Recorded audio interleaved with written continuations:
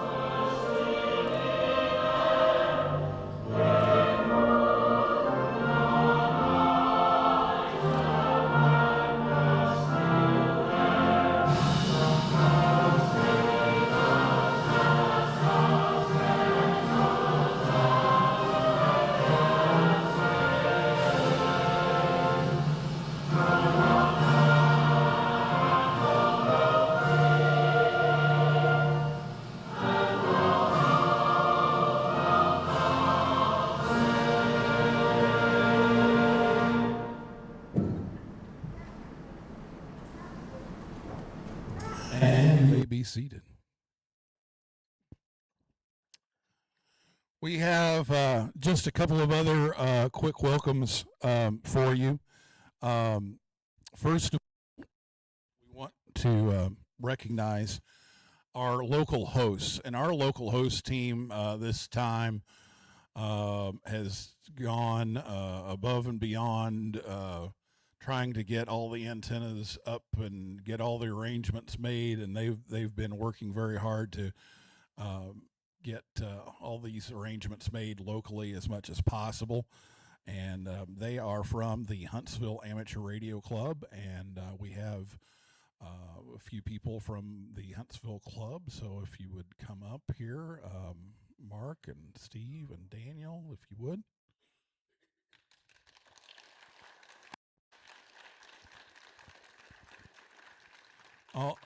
I'll let them say a few words, and as Mike Coulter always tells me, you have 30 seconds. Go. Just want to thank everyone for being here. Glad that we were able to do the Yoda Camp in Huntsville this year. Colorado was excellent last year, and I know that everyone's going to have a great time. Huntsville has so much to offer for everybody. We couldn't fit all the things we wanted to do in 1 week, and so we're just going to have to do it again. Like Daniel said, like I've been saying on Discord, welcome to Huntsville. Have fun. You're going to have fun this week. Putting up those antennas yesterday was just like field day in a couple of weeks. Hot and humid, but we had a ball doing it. We hope they work for you really well from 40 meters up through VHF, UHF. Thank you.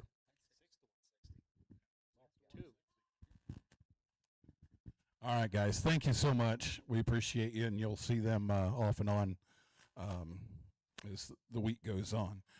We also have one other special welcome that we want to show for you right now.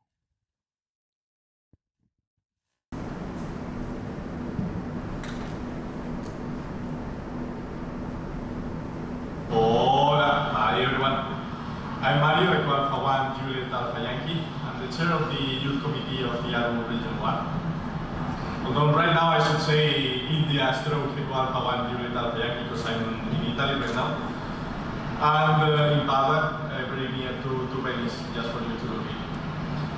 So, but now the important stuff is welcoming you to this new edition of the Utah Summer Camp on Region 2. And I wanted to say that seeing all the program and all the activities that you have scheduled, I know already it will be a great camp for sure. In these 5 days, I saw that you will have a totally spaced-in camp with all the workshops, visits, satellite operations that you will be doing, even an Irish contact.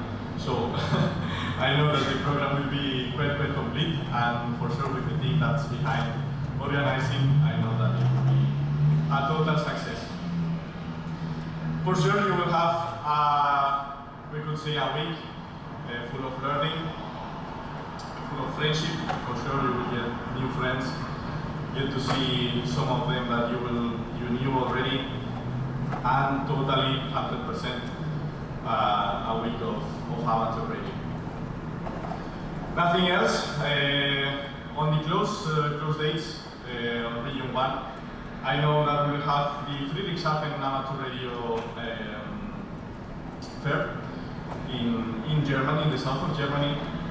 And I know that some of you will be there, so please come by our stand at the fair and say hi.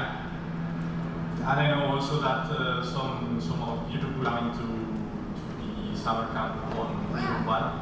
This year we will be doing it at Wagram in Austria.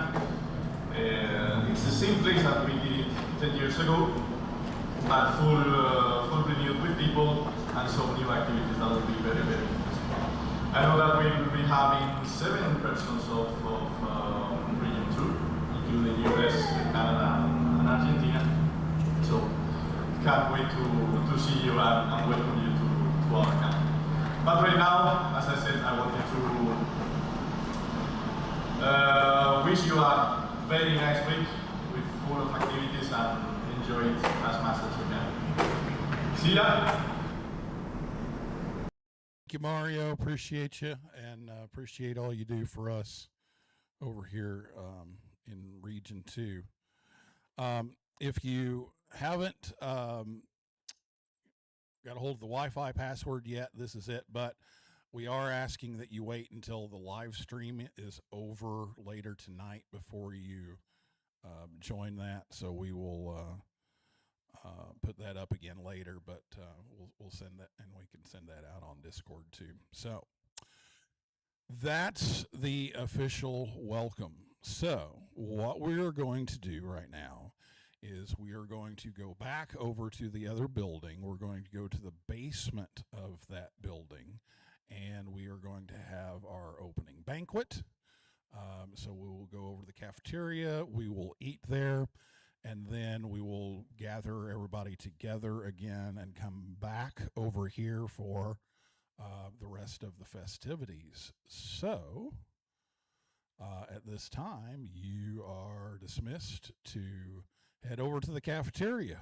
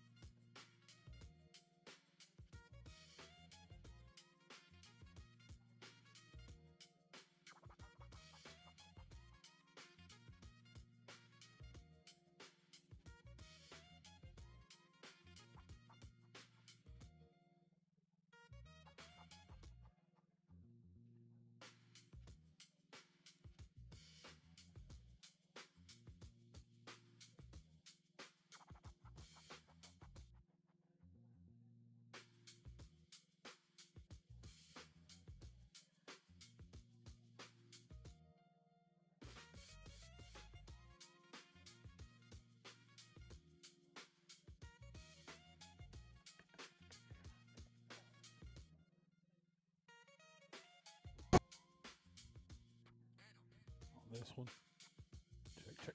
Check.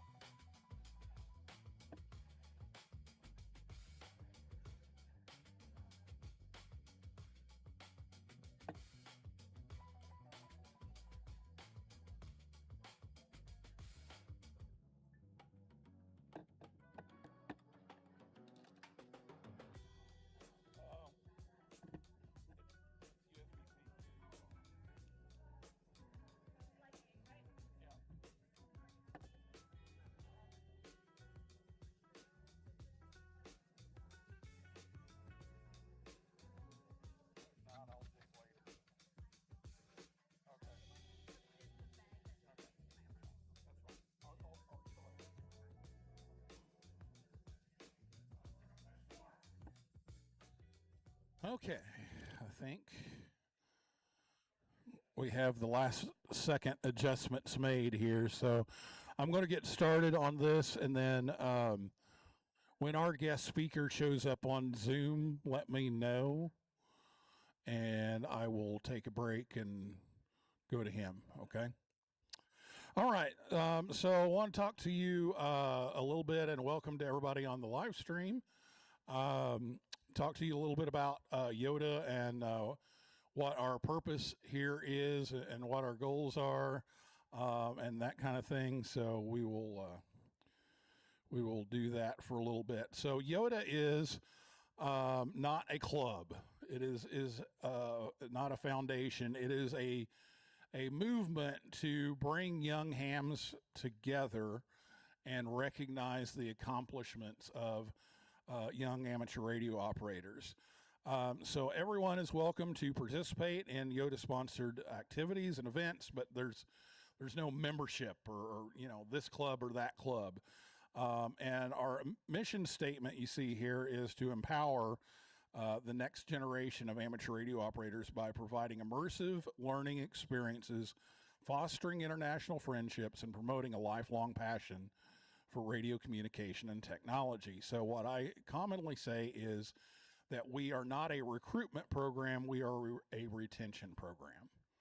So we require you to have a ham radio license to come to this camp. A lot of people think that we train you how to get your tech license, and that is not at all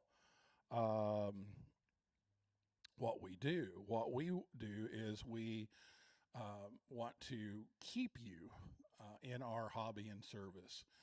And so we want to provide resources for you to do that. And one of the big things that we do at Yoda Camp is we allow you to get to know each other. We want you all to build a community so that, if I want to, get involved in satellites, I can call up Kylie and say, hey, Kylie, tell me what's going on with satellites. Or Theo or Hope or Ruth or whoever. If I want to get into high altitude ballooning, Jack McElroy is balloon boy. He's our guy, and so people will message him and say, hey, I'm wanting to do this. How do I do this? What do I need? What's going on? And it goes on and on and on. And as the years go by, we get a bigger and broader community of young hams. And that's really what we are about. Luckily, we are on the grow. We have, we started here in the U.S., but we added Canada pretty quickly and Argentina. We have our Argentinian contingent over here. And we got into El Salvador, and for the first time, we have someone from Mexico. Aurora is here. And just in the past couple of months, we've added Uruguay and Colombia to the family. And so we are growing and just couldn't be more excited. So the way that Yoda started was actually an intercultural exchange program, and it was just one little piece of that exchange program. As that grew, they decided to make it all ham radio, and then IARU came in Region 1, which is Europe and parts of Asia and Africa. They came in and made it their program, and that was in 2011. And they've been on our case ever since to get this going over here. And so Sam, who's walking up here with the camera, and Sterling, who is normally behind the camera, they went over to Austria 10 years ago and gathered up all the information and stole it and brought it back. And so we finally were able to work things out to where we could do this. We made a few little changes. One of the big ones is we don't say youngsters, we say youth, and it's totally a cultural difference. In Europe, whenever they hear the word youth, they associate it with troubled youths. Where here, we hear the word youngster and we're like, okay, how old are you?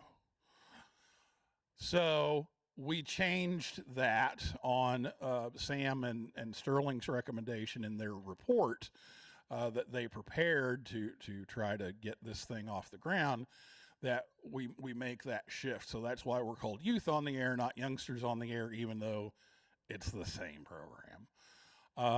But, you know, the big change, what makes us different is that it's youth led and youth planned. And so that means that we do things quite differently than a lot of people expect. You know, I get requests. In fact, I even got one last night. Someone, you know, full well meaning, wanting to come and talk to you about this topic or that topic. And I get all these experts that want to come and share their love of ham radio. And what I tell them is, I really appreciate your support and your intent, but no. All of our sessions that we possibly can are led by you all. And that's what makes us very different. And you all have a part in the planning of what we do, and we try to make that more and more each year. So some of our goals is that over half of our sessions are led by hams in their 30s or younger, and we far exceed that. We want to build a stronger community. We want to have a leadership group that will take on the planning and operation of YOTA events. We want to provide meaningful skills that you're not going to get in a local club or a local school for the most part. We don't want to bring you here and just have you get on the air all week. That might be fun and it might be a learning experience, but we want it to be beyond that.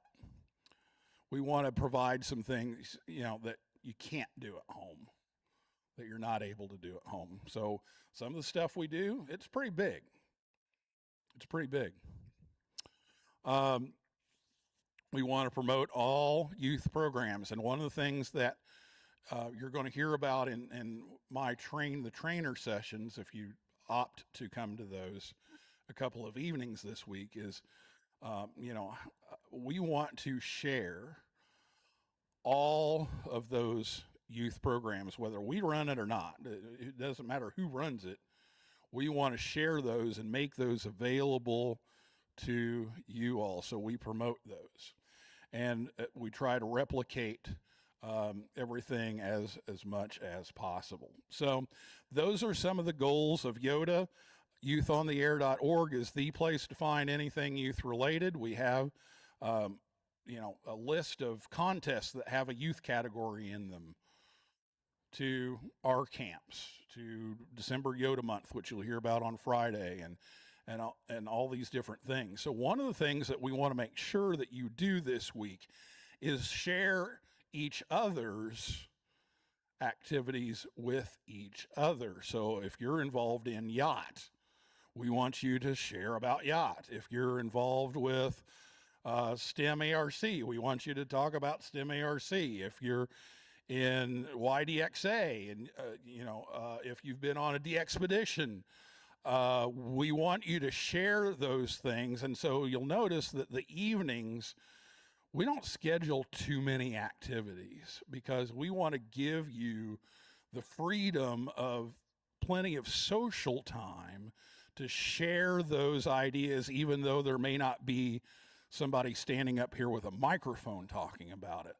And most of the standing up here and talking into a microphone is happening right now and won't be happening for the rest of the week. For the most part, you're going to see me around all over the place, but you're not going to hear me go, you know, as Sam likes to say, Neil blah, blah, blahing.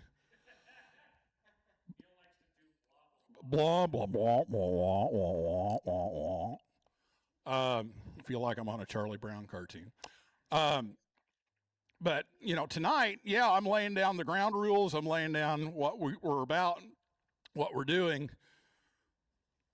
The rest of the week, you're not going to hear a whole lot from me. I'll be around, enjoying watching you all do what you do. And I will be there to help you do that. I won't be actively teaching you. I'm going to be around supporting you all teaching each other. So make sure you check us out on Facebook, Twitter, Instagram, YouTube, and LinkedIn. But a little bit about our activities. Of course, we have the summer camps. We have December Yoda Month. You'll hear more about that later in the week, but that's a month-long event where you have a special event call sign, and you make as many contacts as you can, and it promotes the program on the air. The Yoda Contest is a contest, so if you're into the competitive side of ham radio, there's a 3-part contest, and the next one is July 19th, and then during December Yoda Month is always the final round, and youth stations are worth more points. But everybody at any age can participate. But you all are worth the big bucks, okay? We have the youth contesting program that matches contest station owners up with young people who want to show up and run a contest from a station, and that may be within a couple hours drive. But we also have some stations in the Caribbean, and you're going to hear again more about that on Friday. But we have some stations in St. Lucia and in Curacao and Honduras that will open up their shacks. So if you want to do a de-expedition kind of thing, we have that. And we will have someone here too that we have a partnership where they really go on de-expeditions. And so he's going to be here to tell you about that and recruit people to go on real de-expeditions as well.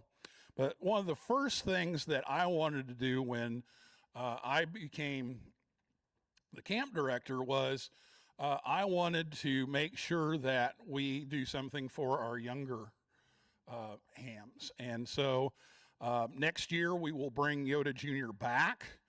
And that is for under 15 years old. We did the first one in Cincinnati.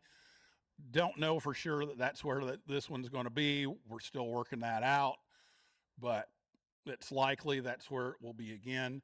But this was a huge hit where these young people come with a parent, and it's a 3-day weekend, and you get to operate and learn from each other and do all kinds of fun stuff. So a little bit about the finances of this. The estimated cost as of about a week ago, at least, I never know till it's over, but is about $2,100 US for each of you to come. If you include all the nice equipment that you will see downstairs after a while, it's $3,272 for each of you to be here. Obviously, you did not pay that. You paid $100. And that was to make sure that you showed up so that we don't waste money. This money to pay for all of this comes from sponsorships, comes from foundations, comes from grants, comes from hams that want to see you take over this hobby and service when they are gone. And so we have some sponsors, so we want to take just a moment to thank all of those. One of my favorites is Toyota. Okay, not really, but it says to Yoda. Ba-dum-bum. Yes. No, our titanium sponsors that really go above and beyond to make sure you have this experience this week. Amateur Radio Digital Communications, ARDC, WWROF, YASME Foundation, ICOM America, and the Northern California DX Foundation. So major thanks to these sponsors. Also, we have our gold sponsors that, again, contribute a lot to this cause, and that's DX Engineering, Dayton Amateur Radio Association, and the East Coast Amateur Radio Service. Our silver sponsors providing all of our headsets, headphones, all that kind of thing, Heil Ham Radio, and donating monetarily is the Frankfurt Radio Club, and our bronze sponsors, Radio Club of America, Halibut Electronics, Four State QRP gives us great deals on our kits that we build, so you'll get to take some things home that you get to build. Jeff Steinman, N5TJ, the North Fulton Amateur Radio League, and Ham Radio Preps. And there are many others that have donated online or done something to help support this. So many thanks to those sponsors. Also, a lot of help from the Huntsville Amateur Radio Club, which you got to hear from a little earlier. Youngsters on the Air, also you got to hear from Mario a little earlier. Amateur Radio on the International Space Station, ARIS, the Central Alabama VEC, and I'm happy to announce that this year we will have our first youth-led VE team. So one of our campers last year said, hey, I'm really into doing this volunteer exam thing. What can we do? And I said, well, we don't have it. We're not about getting people licensed. We're about keeping people renewing their licenses. But we have some of our DX people who want an American license so they can use a U.S. remote station, or we have people who want to upgrade. And so we have that testing tomorrow night. So if you want to upgrade your license or you want a U.S. license, you'll have the chance to do that tomorrow night down the other end of the hall. Radio Amateurs of Canada, Radio Club Argentino, Radio Club Uruguayo, AMSAT provided us some really cool CubeSat simulators that Tony's been working on, among other things, and you'll get to do some cool satellite stuff. Four State QRP, again, the kits. Joe Eisenberg, K0NEB, always comes up with kit advice and kit ideas, as well as David Kripe from Four State QRP. His call is NM0S. Bill Brown, WBADLK, is Jack's mentor for the ballooning. He is kind of known as the father of high altitude ballooning, and so he's always helping Jack make sure he has everything he needs to make everything go, and Tower Electronics. Are we still waiting on folks? Okay. Want to recognize a lot of people who put a lot of time and effort into making all of this happen, and that's the planning working group. So this group is the one that spends all year long promoting YOTA, coming up with ideas, coming up with plans, coming up with whatever we need to make this a successful program. So if you are on the working group, please stand.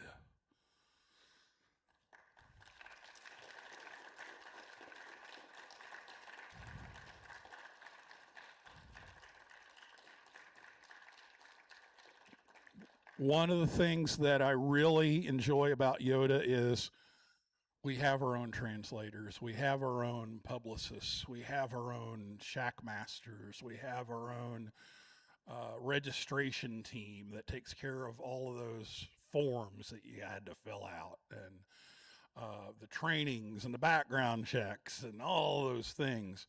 The youth are doing it, and that's just fabulous. So thanks to those folks. Also, our adult camp staff and volunteers, and if I could have, if you're on this list, if you would stand.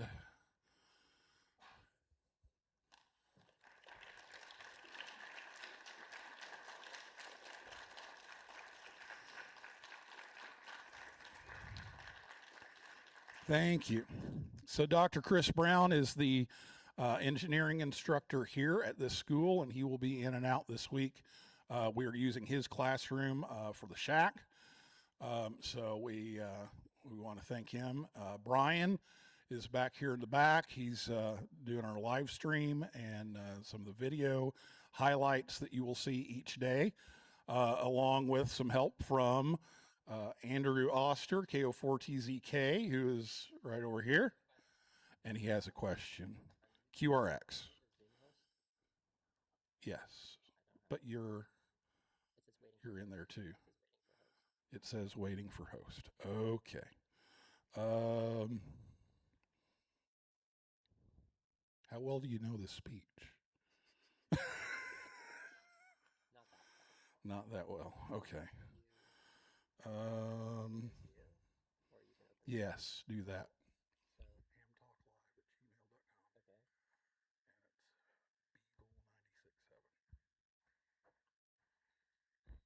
There might be a capital on that first one. I can't remember. Yeah, there is. It's capital on the first one. All right. Will hopefully will be here later, but he may have broken his foot yesterday. So I won't tell you the embarrassing story. But hopefully he will be here. If not, he's already been helping us on the phone. Samantha is here, fresh off of Teachers Institute, drove from Connecticut straight here, didn't even go home, didn't pass go, didn't collect $200. So she's here. Greg will be here. He's with the DXpedition group. He will be here later on. And Andy's over here. There's Andy. And Christy is helping with get Audrey down. Tony, which we referred to earlier with the kits. Steve, you met earlier. And the director's director. Every director needs a good assistant director, but then the director also needs a director for directing. And so Mrs. Julie Rapp is our director's director, and so she will be taking good care of all of your medical and food and beverage needs, and very appreciated. Daniel it was our observer last year, so he's a local, so he can tell you all about Huntsville and all that good stuff. And Tim Cunningham has set up all this cool satellite gear over here. So we also have some youth staff. And again, one of the things I really like about Yoda is that we have the youth doing a lot of the stuff. So Blake Pearson is in charge of Yoda Month. He is the outgoing Yoda Month coordinator. You will hear from him on Friday about that. Liam McGovern, KC3UII, is our QSL manager, and so eventually you will get a QSL card from us and from the space station contact, assuming that it works, right, Ruth? Yeah, assuming that it works. It will work. Tyler's our VE team lead, NT1S. Hope is coming on as our assistant shack master this year. So Hope is moving into a youth staff role this year. Anderson Ray, K4RAY, and Jack Roberts, W9RFT, is our webmaster and Discord manager and the inventor of Neilbot. The automated Neil as opposed to the real Neil on Discord. So he's also a part of the PR team, so he will be taking pictures as well as Taylor to promote the program. So those are some of our youth staff. So youth staff, if you would stand up if you're on the list here.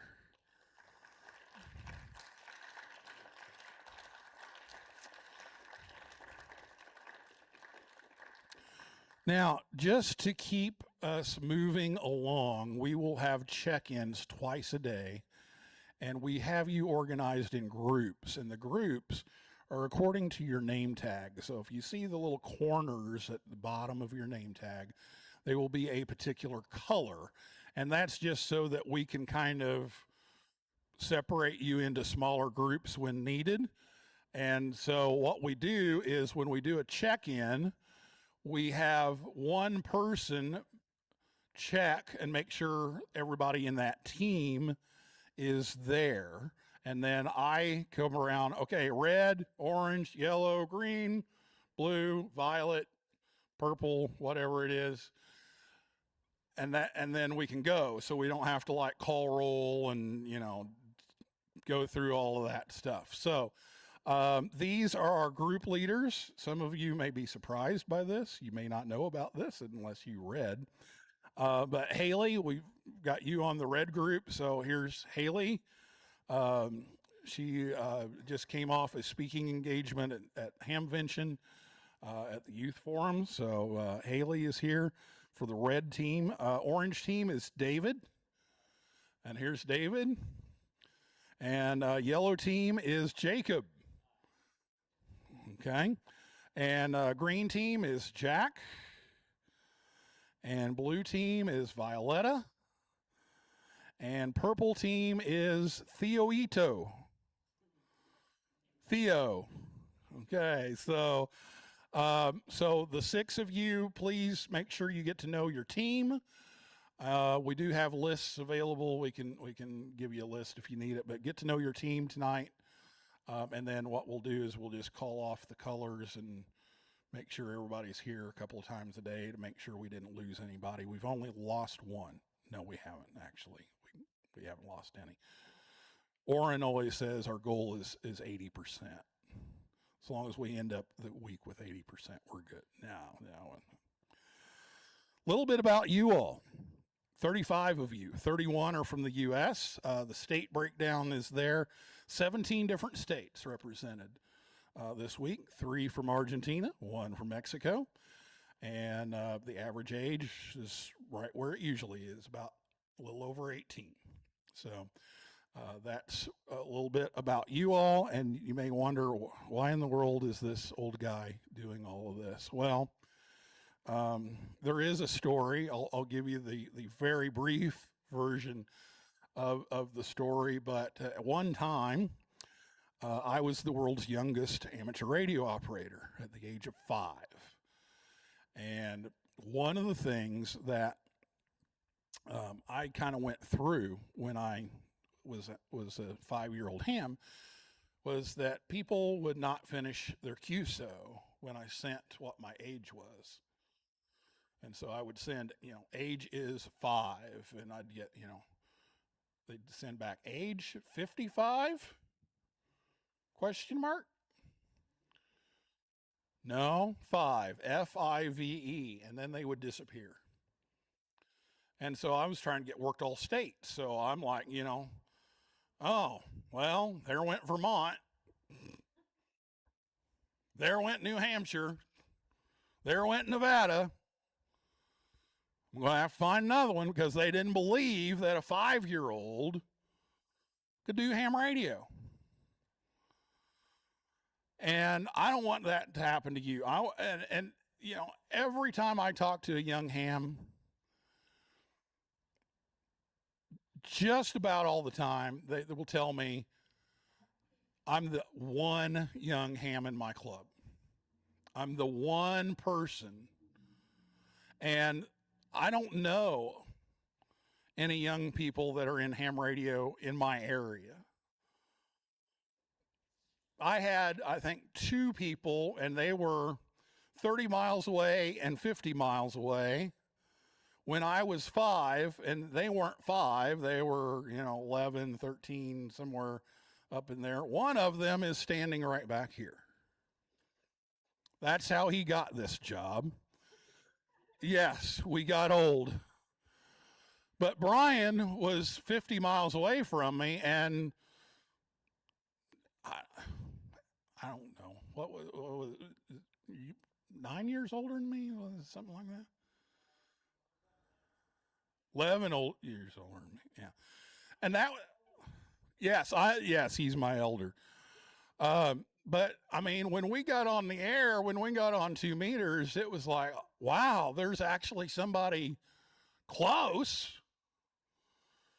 And so we want to make sure that you have a really good experience with amateur radio and that you have a community of people so that you don't feel nearly as isolated when you go home this week than when you are here right now. And that's why I spend 14 months putting this together and then collapse on Sunday night and say, okay, here you go, have fun. That's why I do it. Want to point out a few folks that are unable to be here that we wish were. Will is our yes. I this is our broken foot guy, so hopefully he will be here. Will, you see what I did there? Will be here. I will not tell you that he tripped over a dog carrying a laundry basket. But, you know, because that would be embarrassing Will, and I don't want to, I don't want to do that. I don't know how the dog is. I hope the dog is okay. Yeah, that's the important part. Oh, many of you know Katie, K-E-8-L-Q-R, and Mom Colleen, who's known as Katie's mom. Kind of like Jocelyn several years ago was always Chris's dad. Colleen is Katie's mom. But Katie has been in Germany for the last year, and she's coming home, and she gets a whopping 3 days before going back. So we told her we definitely understand, but we miss Katie. And she is our public relations director. So Katie and Colleen, hi, we miss you. Orrin and Rebecca came to us our first year as parents and said, hey, we volunteer for a bunch of stuff. We will jump in and help. And they've been with us ever since. And they round people up at the airport, and they are basically, we call them Camp Mom and Camp Dad because that's what they do. And they had other engagements. They were planning on being here when we had it scheduled in July, but we had to move it, and now they have some family commitments and another camp that's local to them. So we're missing Orrin and Becca for the first time ever. So we miss y'all. And Rebecca, don't worry, I will have more dad jokes. All right. Sterling is the other one that went to Austria with Sam and his wife Justin and Ray. You see here, they are unable to be here this week as well. So we are missing all of you. So Sterling, Ray, Justin, hi. So a few things I did want to throw in here, no extra charge. We're really proud of the growth that has been happening in Argentina. And Franco Ito, as I learned, yes, Franco, I know you're watching. I touched my head a while ago when he texted me and said, touch your head if you can see this. Sent me this photo. They had a Yoda reunion. And so he texted me this photo the other day. And so these are the folks that have been to Yoda camps previously. And they are responsible for getting the Uruguay and Colombia thing rolling. And so thanks to RCA and our Argentinian folks, and Theo is on Yoda Camp number 3, which is kind of unheard of. But the other 2 were Canadian, and we needed a translator, and he wanted to come to the U.S. So here he is. So thanks for doing that. Also, our shack is has been named after Bob Heil, K9EID, the founder of Heil Ham Radio and Heil Sound. And when he passed away and became a silent key a few years ago, we named the shack in honor of him. So you will see a little sign in there recognizing our shack as the Bob Heil K9EID Memorial Yoda Camp Shack. We will have a key ceremony a little bit later in the week that we will pass the Bengali key, the custom Bengali key that they made for us. We will pass that on to the next host. So we will do that. But this photo is from 2023 when the Region 1 participants that came over to visit us brought us their traveling Yoda Bengali key. So we will do that in just a bit. Okay, so according to my text message, we have Padraig on the line. We have Frank on the line. Okay, Padraig just said he's called in. Well, I have Frank. We have Frank. Frank? He can't hear you. He can hear you now. Oh, okay. All right. We're gonna put But him we don't have, oh, there he is. Oh, there he is. There he Okay. is. You can put him- Frank, we're running behind and Padraig was running behind. Can you give Padraig a few minutes or do you need to get going?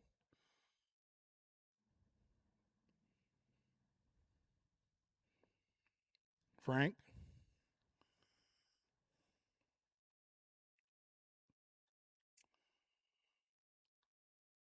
Frank, can you hear me? Yes, I hear you loud and clear. Okay. We're running behind and Padraig's running behind. Do you have time to wait or do you need to go first? Time to wait, or do you need to go first? No, I can wait. Okay. All right. Okay. We'll hang on to you All here right, for just a minute. We'll hang on to you here for just a minute.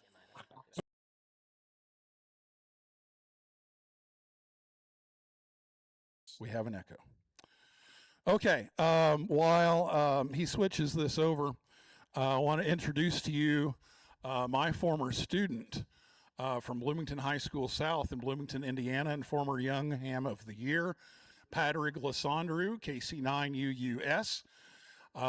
He is a Starship Guidance, Navigation, and Control Engineer for a very large anonymous space launching corporation with the letter X in the name and based in Hawthorne, California. So it's a very, space exceptional place. And so Padraig is going to tell you a little bit about his ham radio journey and how he ended up guiding rockets. So Padraig Lysandrou, KC9UUS. As soon as we get the video switched over.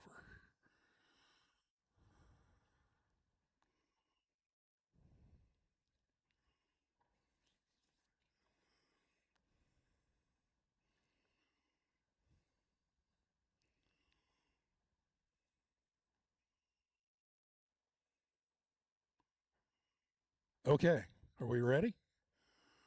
Patty, are you hearing me?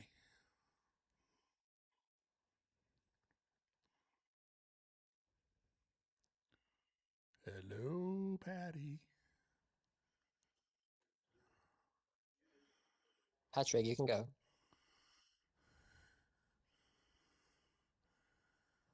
Come check. There he is. All right.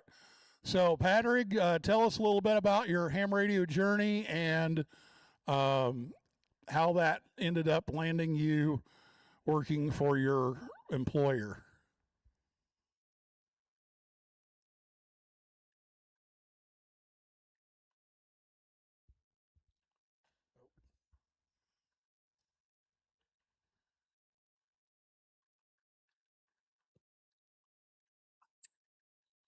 who you have to talk to too. Oh, Oh, oh, okay. Patrick? Patrick? There he is.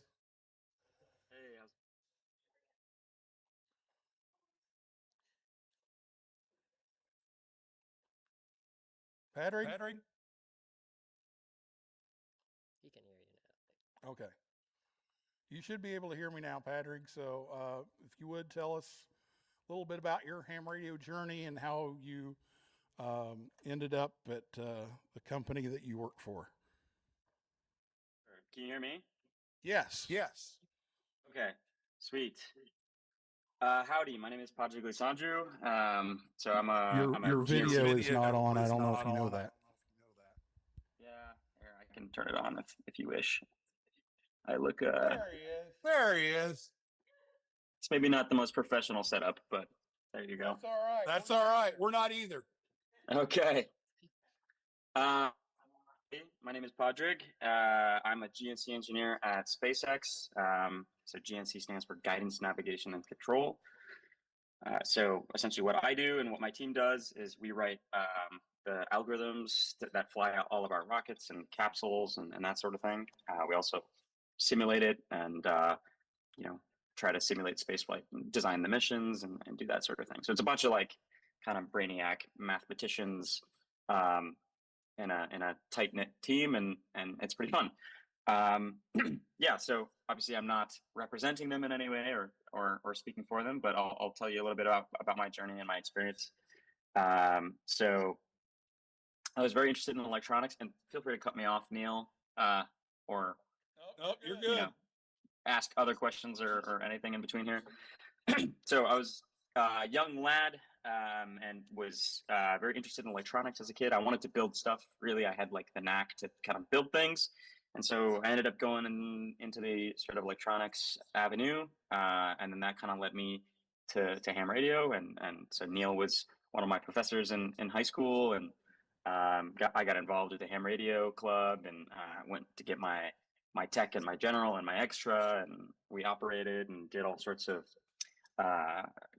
competitions and that sort of thing. And that was a ton of fun. And so that was like very much a learning process and taught me a lot more about electronics and communications and RF engineering. And so then, yeah, I mean, that's kind of what I pursued in college. I got a degree from Cornell in electrical and computer engineering. And I started off very kind of RF focused. And so I worked on some satellites at Cornell, doing on the kind of RF team, doing link budget design and S-band comm design and that sort of thing. And then, yeah, I mean, I had all these personal projects and all this research and that sort of thing. So I ended up applying to internships and I caught the sort of, I guess we each caught each other's attention with SpaceX back in 2015. That was my first internship with them, doing like pad communication infrastructure. And I had a couple more internships after that, doing some RF stuff on Dragon, which is their human rated space capsule. But yeah, so that was kind of like the start of my engineering career. I then kind of like meandered around some of my other interests. So I ended up going towards like, signal analysis and control theory. So a lot of frequency domain stuff. And then ultimately guidance, navigation, and control, which is kind of more algorithmic, numerical, more mathematical. And then, yeah, took a bunch of aerospace classes, went to grad school. I started a PhD, but then left my PhD. I got my master's at Boulder in aerospace engineering with a focus on numerical optimization for guidance trajectory design. I did 4 internships at SpaceX, and then 2020 went to go full time, and I worked on some satellite stuff, and now I'm working on Starship, and I'm working on landing Starship on the moon. So that's kind of been like one of my big focuses the last 3 or 4 years. So it's been a bit circuitous and serpentine, but it's been a lot of fun, and I think ham radio is one of those things that kind of like can get you into a technical field and give you a taste of a bunch of different things, and introduce you to a lot of interesting people, a lot of interesting engineers in the field, and you go from there. So does that answer the prompt there, Neil? Yes, it does. Okay. So All right. would your advice be to a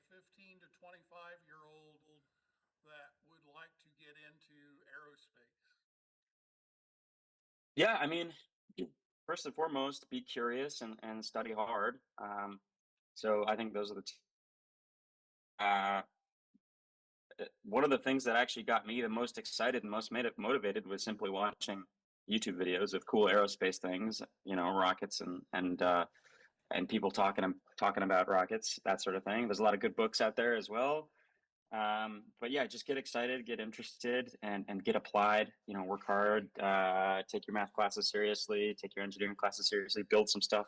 Hands-on is extremely important. I mean, one of the academics can only take you so far, but really, like actually building stuff is what gets you ready for a real career in the space. And coincidentally, that's what all of these kind of cool, new, interesting companies really look for. So, when I'm looking at resumes at SpaceX and that sort of thing, sure, I care about the academics. That's very important. But the most important thing that I look for and the stuff I want to ask the candidate about is personal projects, research projects, and like teamwork stuff. So if you built a rocket, with your college team and you designed a PCB to deploy a parachute at some altitude based on a barometric pressure sensor or that sort of thing, that's what I want to hear about. And I want to hear about how you wrote the code to do that, uh, if it was reliable, and then also I want to hear about what you didn't like about it and how you plan to improve it for the future.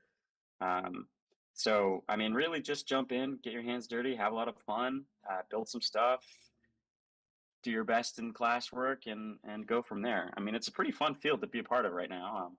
A lot of really cool stuff happening. So, um, yeah, it's a good time. It's a good time to get into it.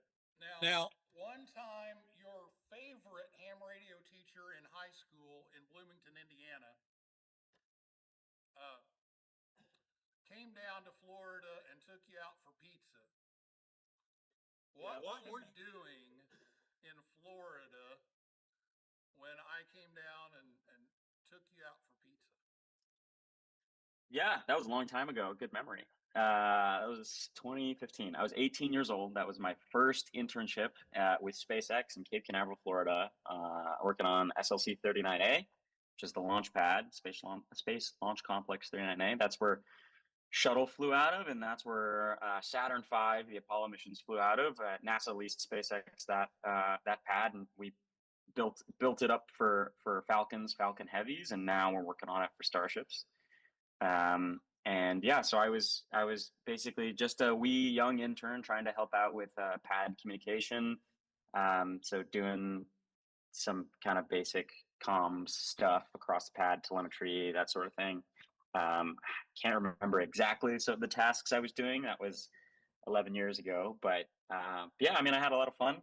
Worked with a bunch of engineers who I'm still friends, and it was definitely one of the most exciting experiences, and kind of got me hooked on SpaceX and definitely in aerospace. So. And so, you're a big time guidance and navigation control engineer now. And at that point, I remember you were working on a rather famous launch pad, 39A, I believe it was, and you were setting up Wi-Fi cameras. so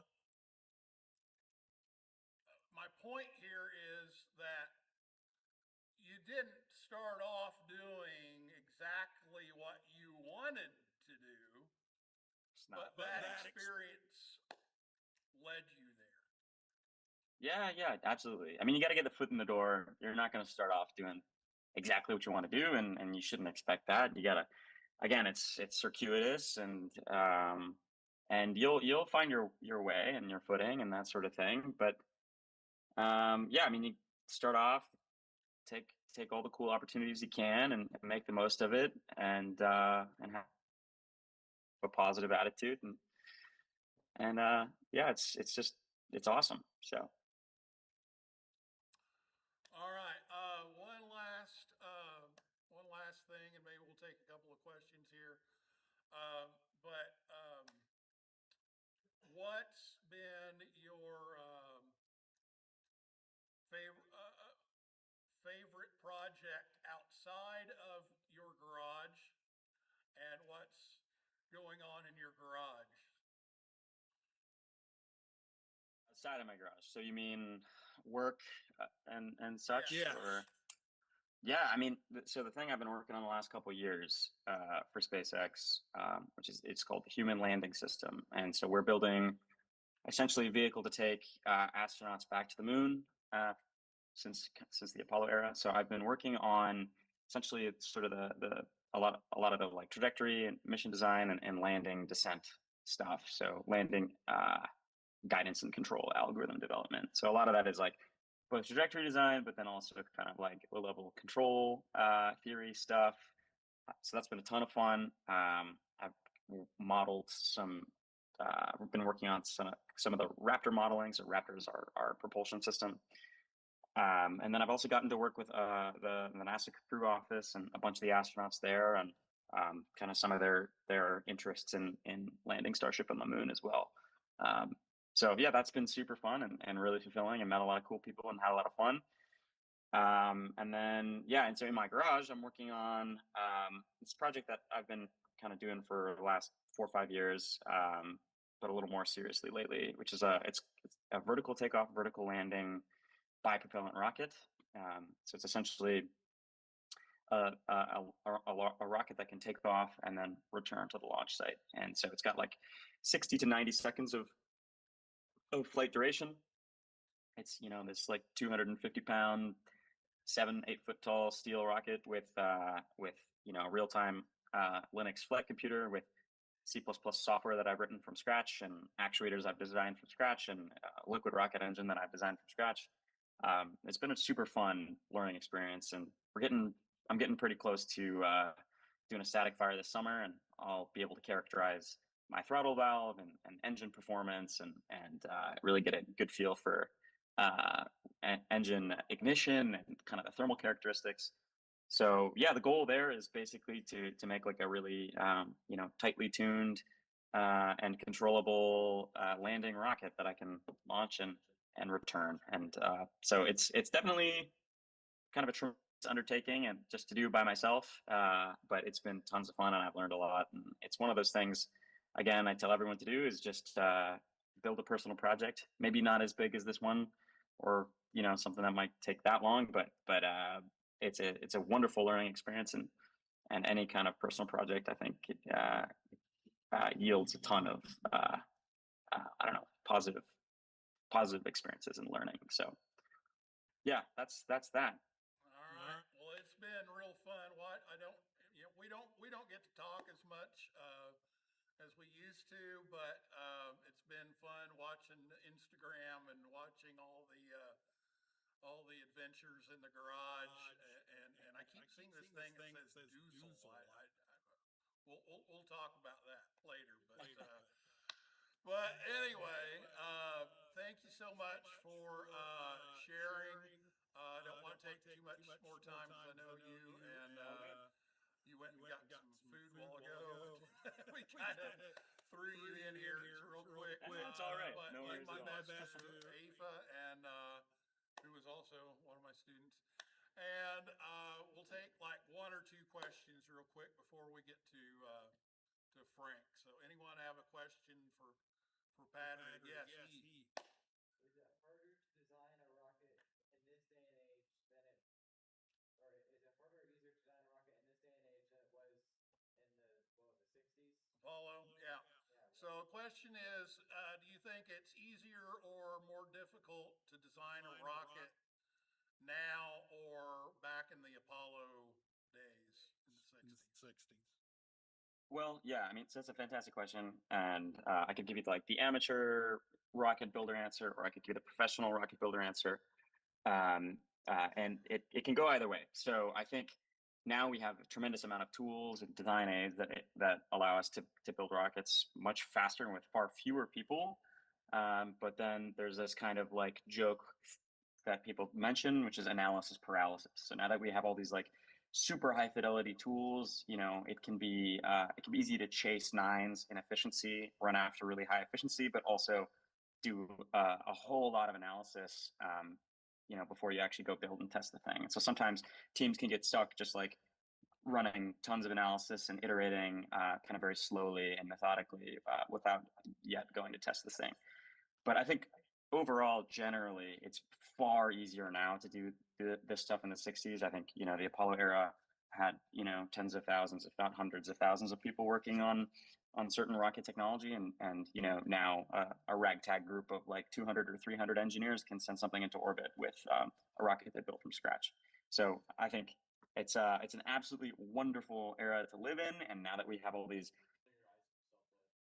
Okay, if you're planning on going into studying aerospace in a college program, what CAD software would you suggest that you get familiar with? Yeah, for sure. So the best tool is the one you know.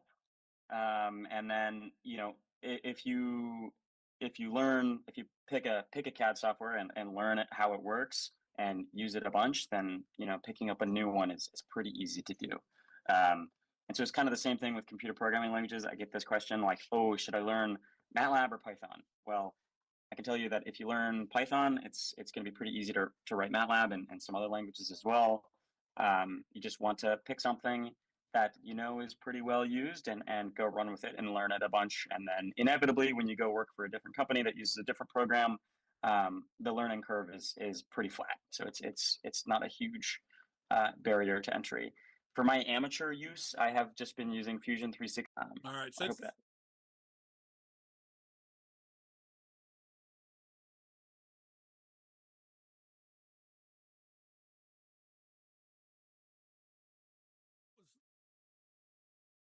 Worked on, so your college clubs and that sort of thing, project teams, that sort of thing. And so that one's pretty straightforward. And of course, the internship itself is actually an interview. And so that's how we get some of our best engineers. And the engineers at SpaceX, maybe not the majority, maybe 40% or something, were offered full-time jobs after their internship, and they did a great job. And so we wanted to keep them on, and so we gave them a job.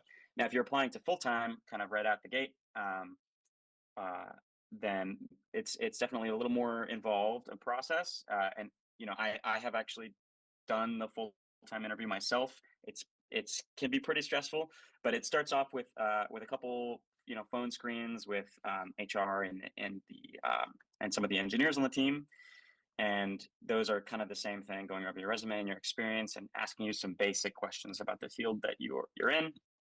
And then once they think that it's promising, you go ahead to basically the on-site interview, where you present on a project or a topic that you've worked on for like an hour or so, something like that. And you're presenting to essentially the entire team or a subset of the team that you're applying to join. And then they ask you questions in the room. And then after that, there's usually 6 or 7, or maybe fewer, I guess, I'm not sure nowadays, but one-on-one interviews. So they bring you to a room, and engineers one by one will basically come to that room and kind of grill you on various topics and questions they have for 30 to 45 minutes each. And so it can be quite a long day, because you did the presentation and then you did 5 to 7 of these one-on-ones, and by the end of the day your brain is fried. But it's a pretty fun experience. I think they give you a tour, they show you around the factory, they show you some cool stuff. But I think that answers the question. Let me know if I missed anything.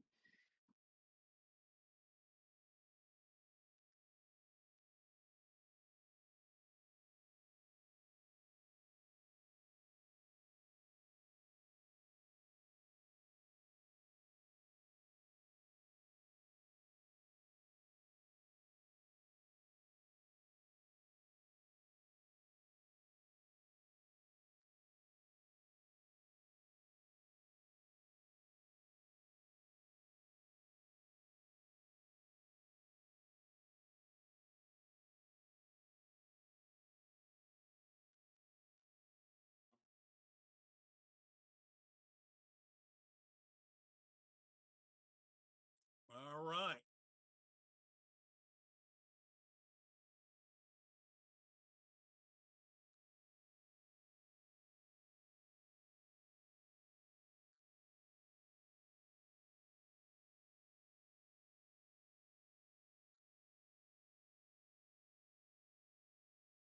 Topic is one ham's journey through life, space, and time. So We'll make sure we got everything going, and then Frank, is yours. Yeah, do you copy me? Yeah. Okay. Well, 5'9". good, good. Of course, Well, if it 5'9" either, so you know. I really enjoyed Patrick's discussion. There's some similarities there, and I'll talk about that in my discussion. I do have charts, so let me bring them up. And as Neil said, my call sign is KA3HDO. Do you see my charts at this point? Yeah, there you go. Okay, there we go. So yes, I want to give you all some background on myself, specifically how and show the influences that ham radio's had on my space career over the years, and actually into space systems. You'll see that been in the space business a long time, and so I've seen a lot of changes over the years, and it's been a lot of fun. The other thing I do want to say is I've got in yellow in some of these, I've got some life lessons that I think you might be helpful for you as you move forward, moving from where you are right now, both in ham radio as well as in your career as you move forward. Hopefully, some of you are really interested in space and space technology. So I think Patrick gave you a really good description of some of what he's been doing. So I want to start back to the beginning because there's a lot of adversity I dealt with in the very beginning, and really through most of my adolescent situations until I got into college. So let me start with this picture here. This is me I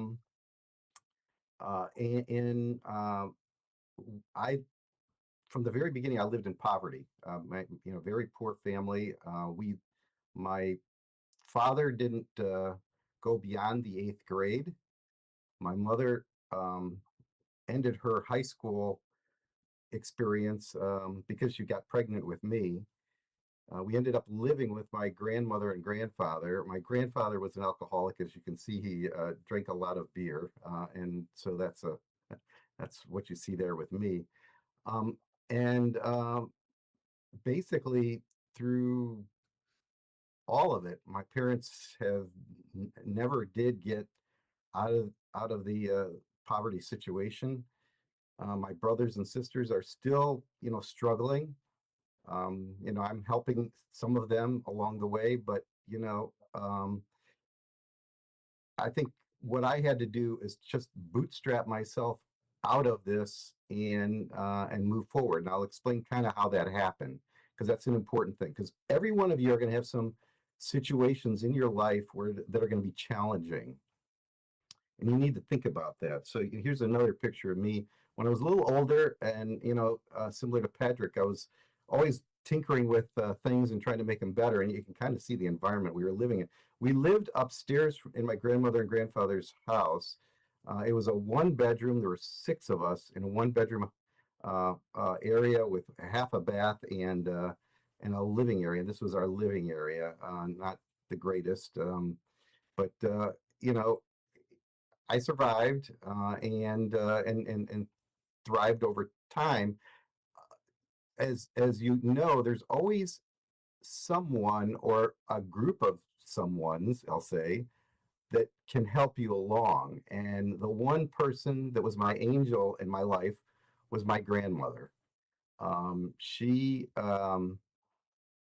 would take me outside and we'd look at the constellations. Once in a while there was a satellite. There weren't very many satellites in these days, but like Echo and a few others that would come overhead, and we would look at that. But she also, on an occasional basis, and my grandmother and grandfather didn't have money, but she would take me on a bus to. I was born and raised in the Chicago area, and she would take me to the Adler Planetarium every couple of months, and that and her, she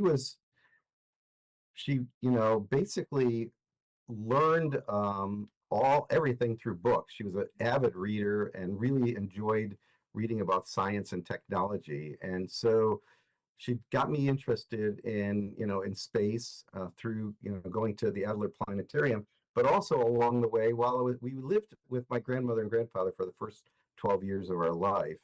And then I'll tell you, financially, it got worse after we moved out.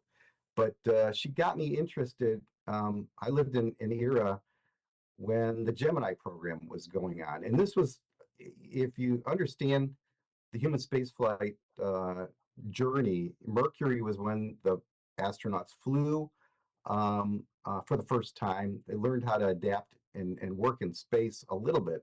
But really Gemini was the area where the space industry learned about different technologies to be able to go to the moon. Without Gemini, Apollo would have been a failure. And so, this shows 3 examples of the 12 Gemini missions that occurred. The first U.S. spacewalk by Ed White, the Gemini 6, the little black thing in the bottom left is the Gemini 6 front-end capsule rendezvousing with Gemini 7, which was a big deal. And, this is in line with a little bit what Patrick said, but also what I did, because I was a guidance, navigation, and control engineer, and ultimately a systems engineer for NASA. And then the first orbital docking, which was on Gemini 8. The interesting thing about Gemini 8 is that Neil Armstrong and David Scott flew that mission. They docked, and then just a few minutes, 20 minutes or so into the docking, the vehicle starts spinning up because they had a stuck thruster. As soon as they undocked, if you understand dynamics, the vehicle spinned faster, and then David Scott blacked out, and Neil Armstrong saved the day, stopped the spacecraft, and they re-entered and came home. That was a precursor to what you'll see on the next slide. The most important thing that happened in all of this, every 2 months, on the order of every 2 months, they were flying another mission. It was really cool. It's kind of similar to, not similar, but SpaceX is doing a whole lot more than that now. But the cadence was very fast to try to prove out the technologies that will allow us to go to the moon. And so this got me very interested in the space program, as many of you probably wanted to do. I wanted to be an astronaut. So, one of my advice to you is follow your passions, figure out what your passion is and follow it. Because if you are following your passion, your work magically becomes fun. And I tell that to all my volunteers in Eris. And I used to tell that to the individuals that came on board in my organization, is to look at what you're interested in and follow that, because we'll get more out of you, if you will, and you will enjoy your every day. And I followed my passion within my role at NASA, and every day was a fun day.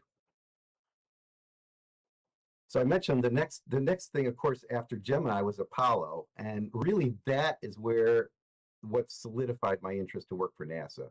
I was interested in it from Gemini, but going through that and seeing that experience. And Neil Armstrong was the first to walk on the moon. Why was he chosen to be the first?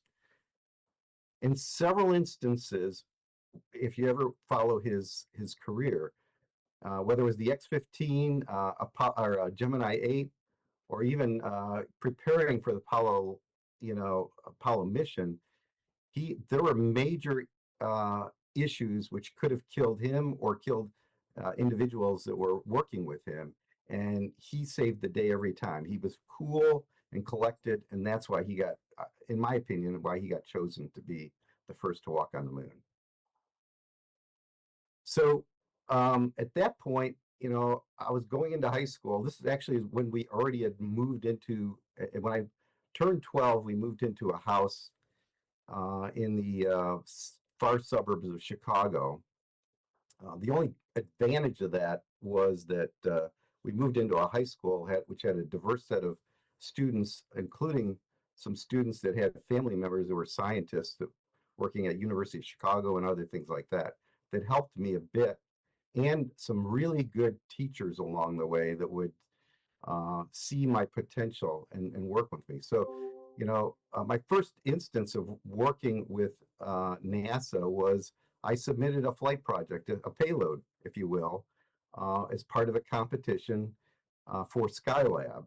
And of course, I didn't win it, but it did um, it did set me up for, you know, my future, if you will. And the other thing that happened was in high school, I took I took a electronics technology class, which we used to be called shop class.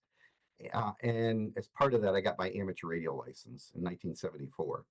So, you know, if another piece of advice is to not be afraid to submit things like proposals. You might win, you might not. I will tell you, you know, even the astronaut office, a lot of the astronauts kept applying and applying and applying. They were bold and courageous. They weren't afraid to fail and move forward. And so it's better to be bold and courageous, because when you look back on your life, you'll regret the things you didn't do more than the things that you did. And so that's an important thing to recognize and to think about as you continue to move forward. And then, and this period of time is when really my life transitioned. You know, I was graduating high school. I was looking at colleges and where to go to college and things like that. And then really I got out of the poverty situation, and there's a couple of reasons that happened. But let me start with, before I even got to college, and this gets back to being bold and courageous, if you will.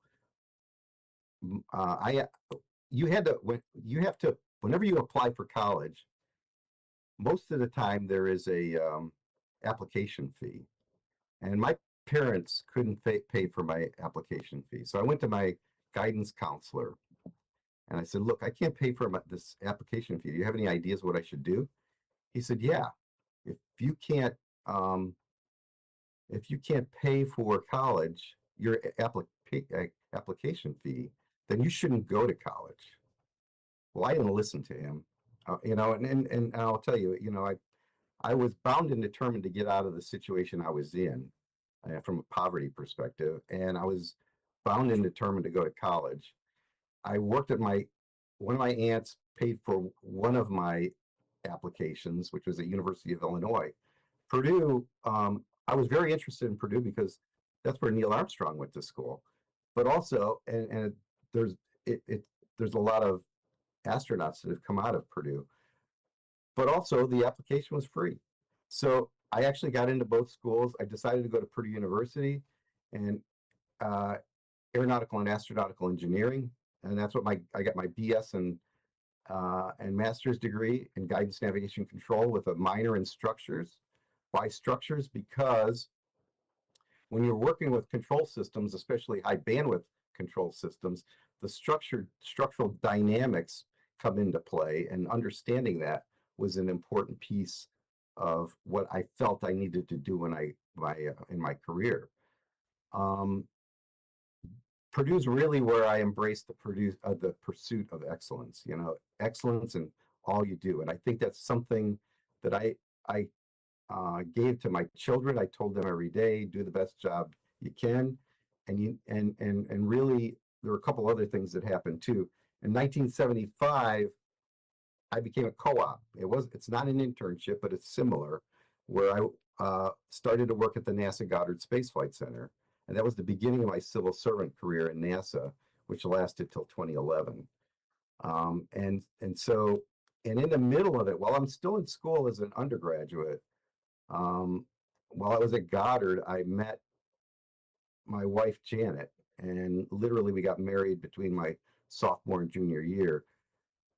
I will tell you that embracing the pursuit of excellence, going back to the left-hand side of this, my grades went up from B average to straight A's for almost the rest of my undergraduate and my graduate schooling. And the important thing about that is when you're starting to get into that life situation where you might want to partner or marry with somebody, the statement here is very critical. You got to marry the right person because this one decision is going to, or partner with the right person, because that one decision is going to determine 90% of your happiness or misery. So think about that carefully. Make sure you make the right decision. I absolutely made the right decision. I did it early because I knew Janet was the right person for me. And she worked with me as I was in my working on my degree and making sure that I could pursue excellence as best as I could. And I significantly appreciate everything she's done for me over the years in that regard. And then, as I said, I became a civil servant in 1975. You know, the picture on the upper right there is my last day at NASA. And down below is not only myself and my wife on the right, but the chief engineer at the Kennedy Space Center, and one of the other individuals that worked for me at NASA headquarters when I was there. So getting back to ham radio, and getting back to the very beginnings of human spaceflight amateur radio, in other words, Owen Garriott's flight on STS-9. In those days, okay, folks, I'm going to say back in the day, because my grandson loves when I say that, we didn't have internet. And you all know an important part of getting, knowing when the space shuttle or the space station's coming overhead is you need orbital elements to be able to track the space station or the space shuttle.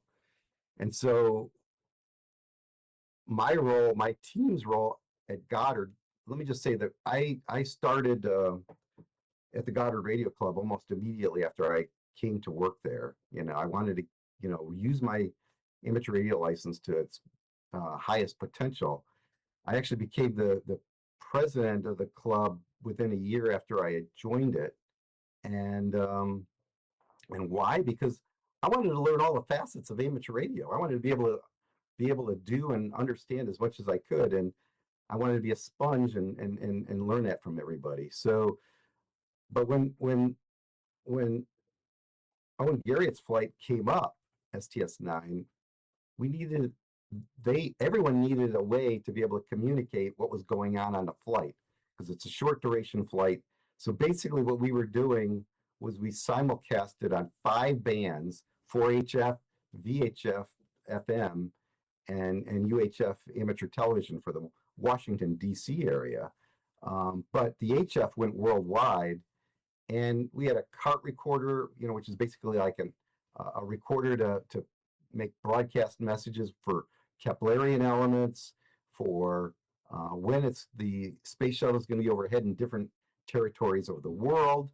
And from launch to landing, we had a volunteer team working the SARX flight, the shuttle amateur radio flights, and other space shuttle flights that we did shuttle retransmission. So basically, we got permission from the FCC to broadcast the space shuttle air-to-ground communications, and then actually allow everyone to hear in real time what was going on and to get updates. And so these are just 3 examples of as we grew over time, in 1983 to 1985, when we flew the next SARX mission, which was Tony England's flight, which had slow scan television on board. And then ultimately the return to flight after the Challenger accident on STS-26, you can see the transition of the systems. Now, the last person on the right is not me. The other 2 are me. But the most important thing to recognize here is that you need to enjoy what you're doing and be an optimist, because you'd be surprised what you can do with a positive outlook on life. So, you know, clearly, you know, following your passion, enjoy what you're doing, and do it in an optimistic way. You know, feel like that you can accomplish it, and you'd be surprised what you can accomplish.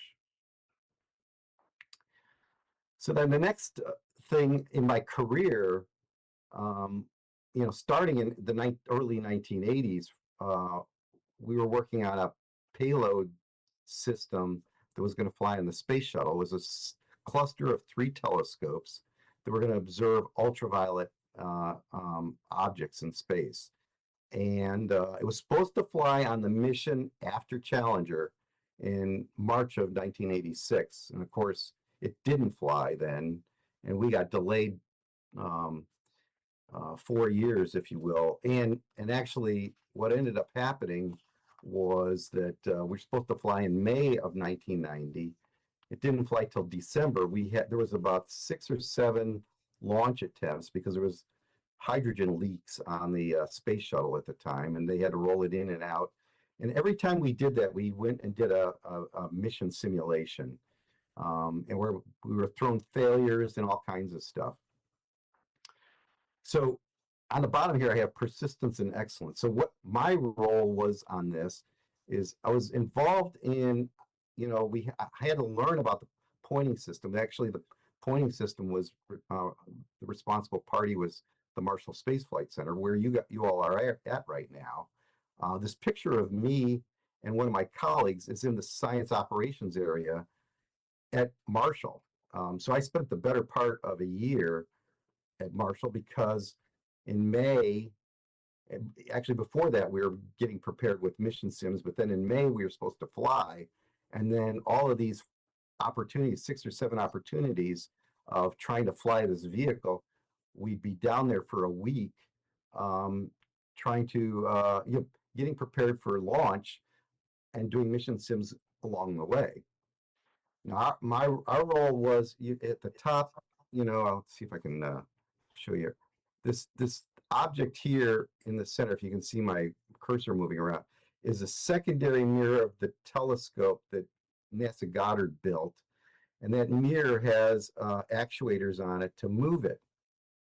What we developed, 2 telescopes and the Marshall Space Flight Center together, we developed what's called an image motion compensation system.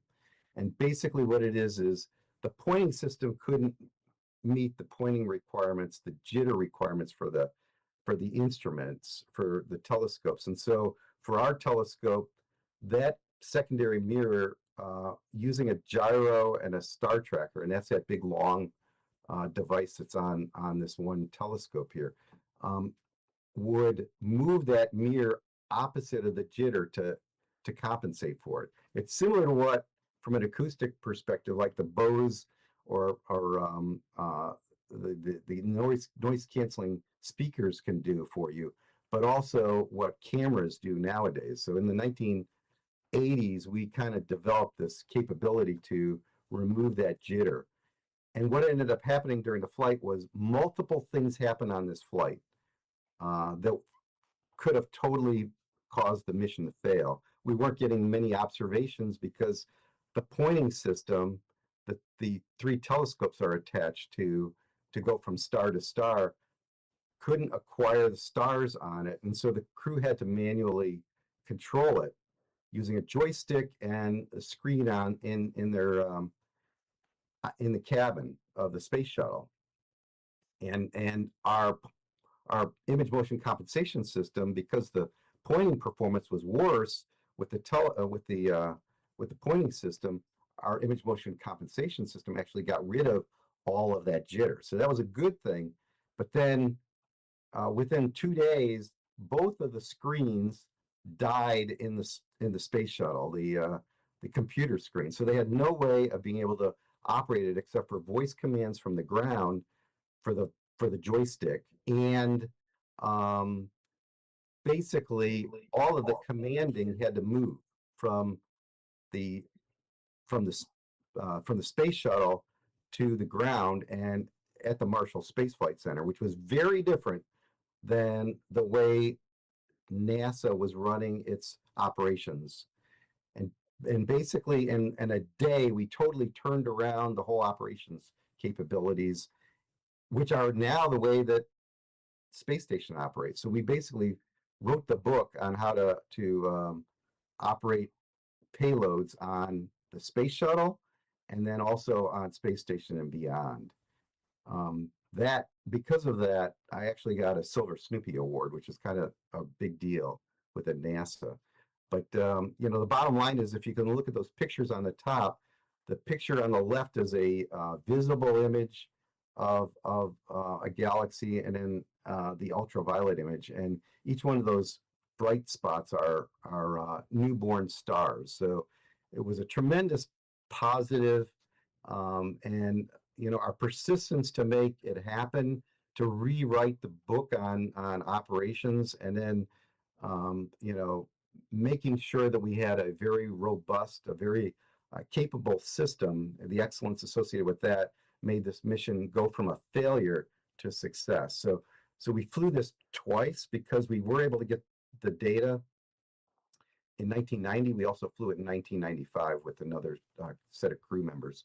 The other thing is, both of these missions had SAREX, the Shuttle Amateur Radio Experiment, on board. Both of them had one of my best friends who lived right around the corner from me, Ron Parise, on board WA4SIR. The other things I was involved in were weather satellites, especially given that I knew about this, how to do image motion compensation. In other words, compensate for jitter. The weather satellites were trying to do the same thing, and they were having trouble. And so the GOES I through M series of satellites, that basically that's what you see every day, you know, on this from weather, you know, the weather meteorologists out there. They use the GOES weather data, and the imager and sounder on those basically operated in what's called a raster scan, which is a back and forth. The mirror moves back and forth and does something similar to what you see on a slow scan television image. You know, you get one line at a time, and then the whole image comes down.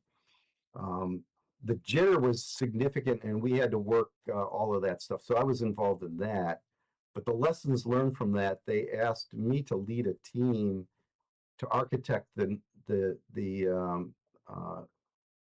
system that became GOES N through Q. Actually, we developed it. We wrote a paper and a report, and actually one of the contractors basically copied our design and fed that back to NASA, and it got selected, and that was Boeing ultimately.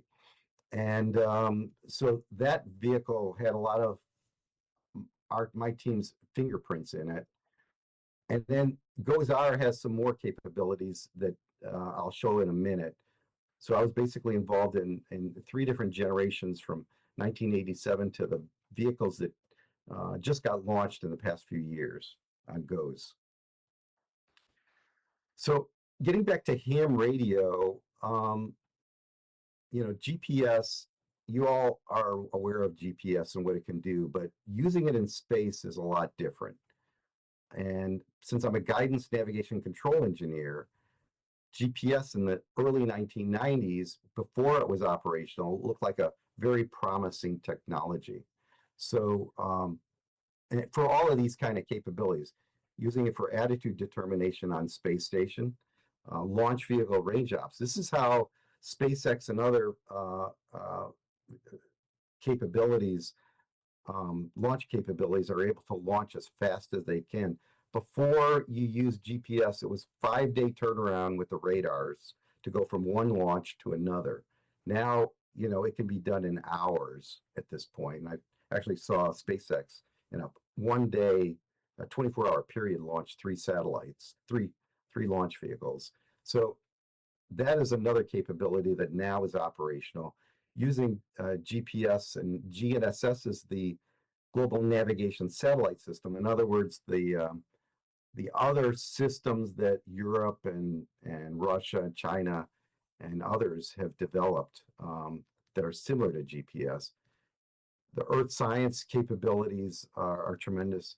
GPS is critical for time synchronization for a lot of different uses. And then from a space perspective, you know, the launch vehicles, attitude determination, Earth science, being able to do real-time onboard navigation was a game changer and allowed us to do formation flying and precise orbit determination. But my team was more had more experience in star trackers, gyros, wheels, and things like that. They didn't understand RF.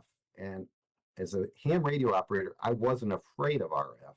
And so I led the team at Goddard to develop spaceborne GPS receivers. And we'll talk a little bit about what we've accomplished there in a minute. So we did a lot of flight experiments. And starting in 1991, there were a lot of commercial companies that were building small satellites. We were putting GPS receivers on them, learning, similar to what Patrick was saying. You learn, you make mistakes, you move on and learn from those. Well, one of the big ones we flew was on a shuttle. We actually were on what was called a Spartan spacecraft. And you only had one opportunity to send commands to the vehicle, and then it was autonomous from there. This was a big mission failure for us. We basically didn't have, the team wasn't totally ready for the mission, because actually during this mission, there was a government shutdown. And so a couple things happened. It didn't work out, and it was a failure. But in all of this, when you have to, as Patrick said, you play a little with it, you learn, you have mistakes, you learn from them, you improve over time, just like you would with your code for any kind of a computer program you're trying to develop, and an algorithm for space, or a GPS capability. Most important thing is to be persistent and persistently pursue the resolution of the problem until you're satisfied that the job's complete. Recognize that with a failure, sometimes there's situations where people would want to point fingers. Don't do that. Be considerate and empathetic to everybody. We all need to share the experience and learn from it and move on, and value integrity. Don't be afraid to speak up, when it comes to a problem. Speak up early, and value the integrity of you as well as your organization. So actually, the lessons learned that came out of this actually improved our GPS receivers in space even more. They became more robust because of it. So this failure was critically important for us to be where we are today in GPS in space. The other thing that directly involves ham radio and changing what we do is, in 2001, in the 1990s, late 1990s, AMSAT wanted to fly this AO-40 spacecraft, and I was able to, as a NASA employee, but also as an AMSAT individual and an AMSAT vice president, because I was running the SAREX program at the time. We got some antennas on board, higher gained antennas, and a GPS receiver that we flew. It was a off-the-shelf receiver, but with our algorithms in it. And AO-40 flew at a high inclination and a high apogee orbit. And so we actually were able to see things beyond geostationary. The graph in the middle shows what we're doing with GPS in space beyond the constellation is actually using it as a weak signal and off the edges of the Earth.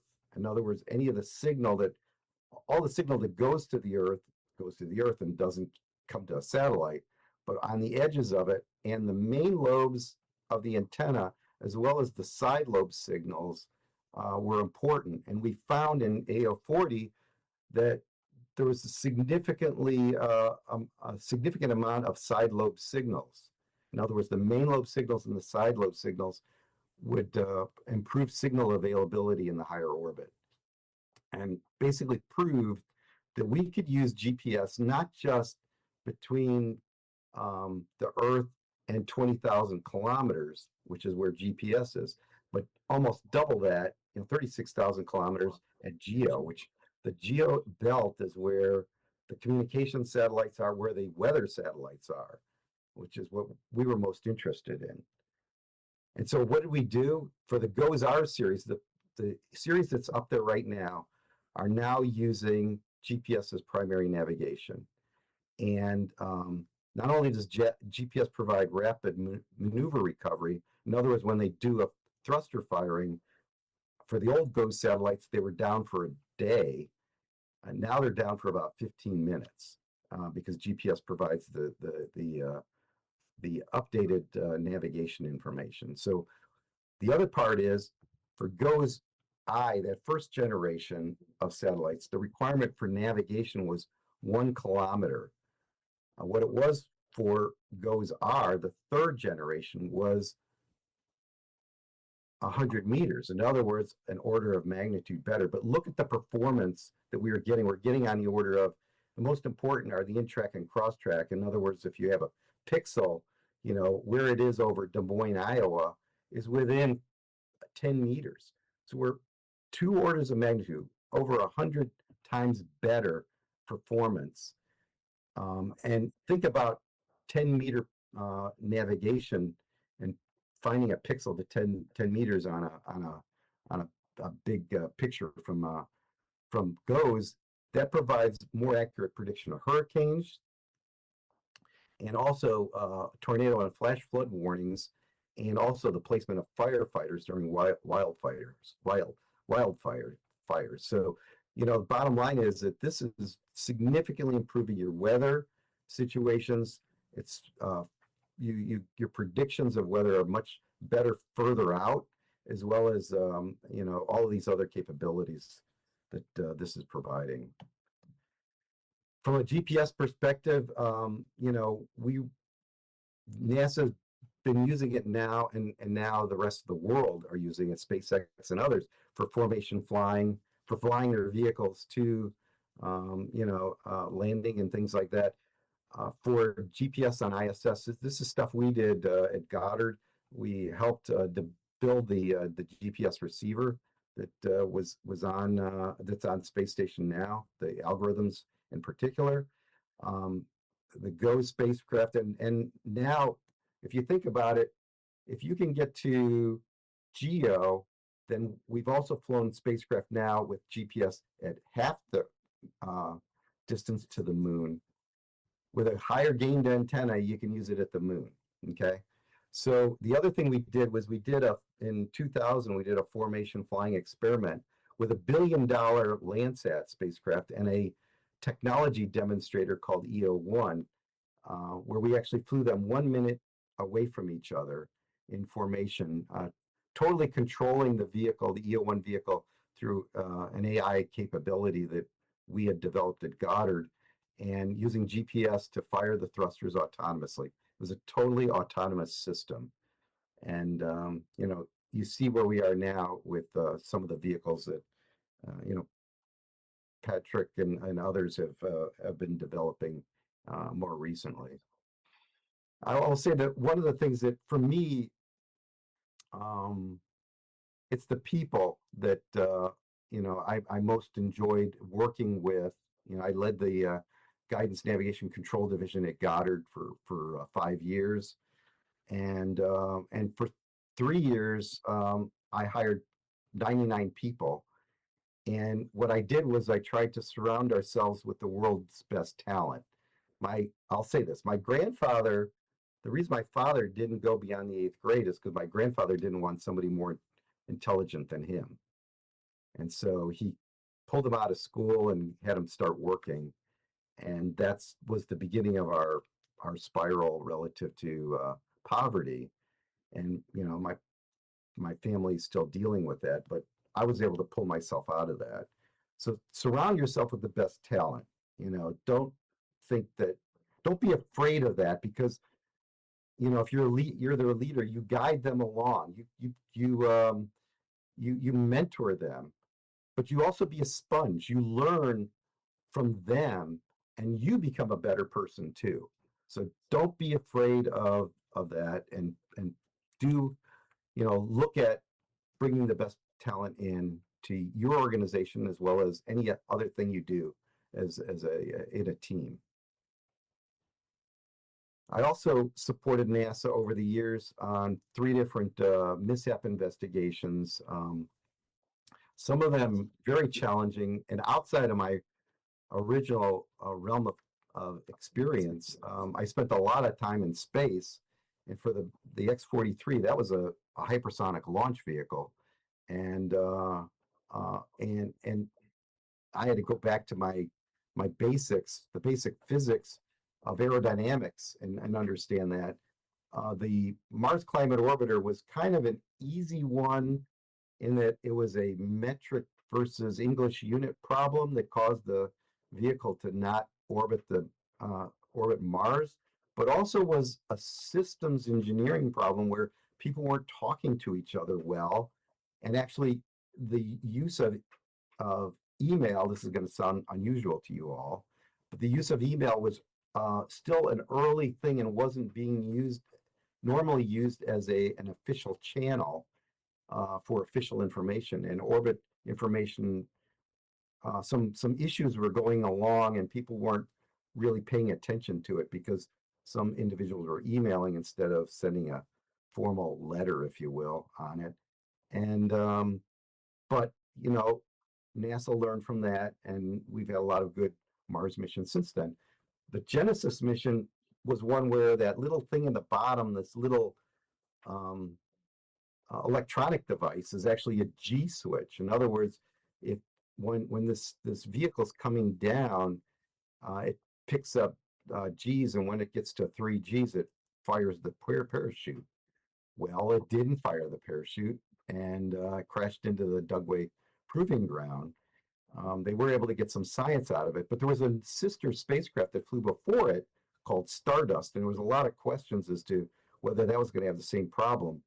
Well, the bottom line was that G switch was in an electronic box, and the box that was in Stardust was it rotated 90 degrees different than Genesis, and was tested like you fly, and shown that it would work, and it did work. It landed safely on the Dugway Proving Ground. The G switch on Genesis was sideways and didn't measure it. So this is something where testing like you fly is an important piece. But also, these things are all complex, and when you get a technical challenge, you're best to strip away all of the redundant detail and just concentrate on the basic physics of the problem, because that's the only way you're going to solve the problem. And with the X-43 activity, there were like 15 different little pieces that came together to cause the instability that resulted in the fins coming off the vehicle and the mishap to occur. Now, after all of that, and we did all of this analysis for over a year and wind tunnel testing and everything, we gave NASA our findings. They incorporated that in, and the vehicle flew 2 other times. It was a hypersonic vehicle. It's the first time that a vehicle had accelerated to Mach 10 on its own, and it was very important for hypersonic research. Then in around 2007, I moved into NASA headquarters. I was asked to come up after I'd been working on the Moon and Mars program called Constellation to be the chief engineer for exploration systems, which is basically the Moon Mars program. But as you can see here, it included the Orion vehicle, included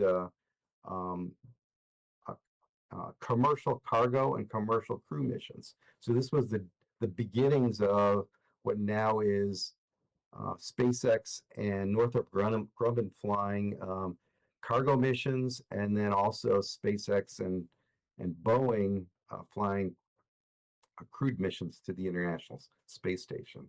So that was my role in that. And as part of that, I started, the Constellation program was still going on, and Ares 1X was going to be a launch vehicle to take crew up to space station if the commercial systems didn't materialize in time.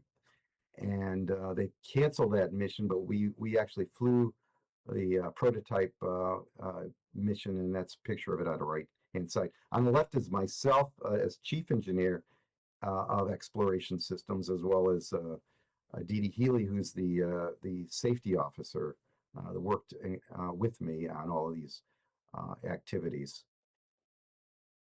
Also, you know, as part of this, I got some really nice experiences of being able to see shuttle rollouts. I was in the, I got to be in the cockpit of the Atlantis right before pre-flight of STS-125. STS-125 was the last space shuttle mission. And then I went through the whole shuttle. It was really cool to do, I'll say. The flight deck, and then I was at the launch. I was invited to the launch by one of the astronauts because she was working with us on the architecture, the new architecture from Constellation to what is now Artemis. And that was Sandy Magnus, and I got to see not only the shuttle launch, but also the shuttle landing. At that point in my NASA career, I was, we were at the end of the shuttle era.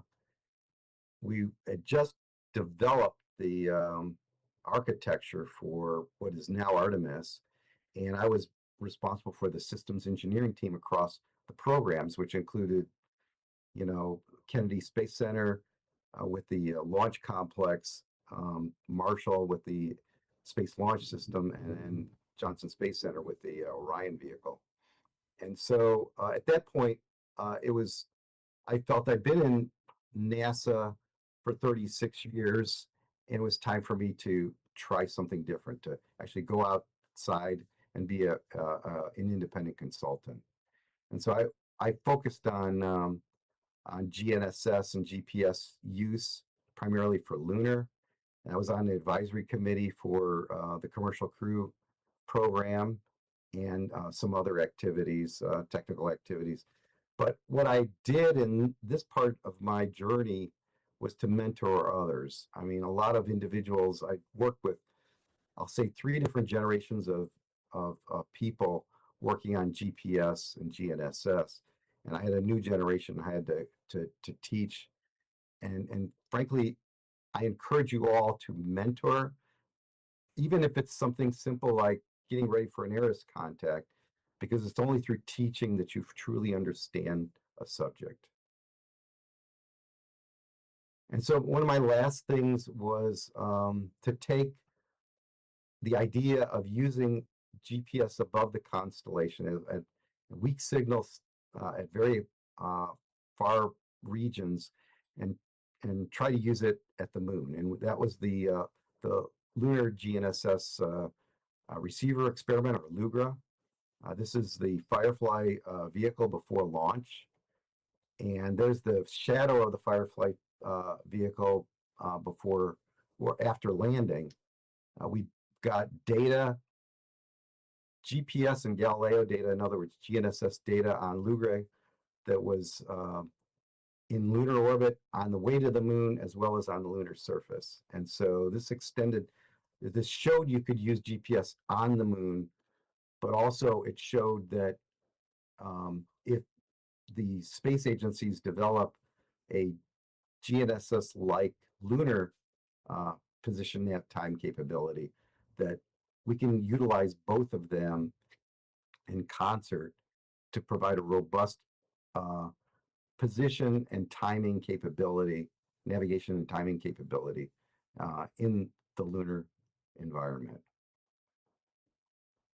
And then I'm not going to talk about this because you all are going to experience this, you know, this week, this Thursday, and that's the Amateur Radio and the International Space Station program. I've been involved since the beginning, and working with a volunteer team. I learned how to work with a volunteer team on the shuttle retransmissions. I learned how to, and that helped me in my NASA career. That helped me become the chair of international chair of ARIS, as well as the ARIS USA executive director. And H. Jackson Brown had a very good quote that I think is important, and that's to understand that happiness is not based on possessions, power, or prestige, but it's on relationships with the people you love and respect.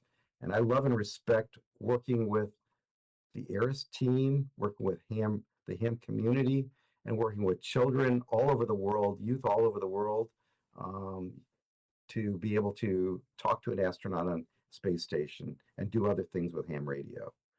So with that, what I'll say in summary is that in your hands, the future of amateur radio and space exploration is bright. You saw what I went through in my 50+ year career, working with the space agencies and the commercial organizations around the world. And it's your turn to do the same. All bold initiatives take discipline, creativity, and dedication and teamwork to make them happen. We need a new generation of hams and a new generation of space explorers to lead both amateur radio and to explore new worlds. And I'm going to ask you, are you up to the challenge? And with that, I'm going to turn it over to Neil. And I want to thank you for this opportunity to tell you a little bit about ham radio, about space, and how all of that worked in my life.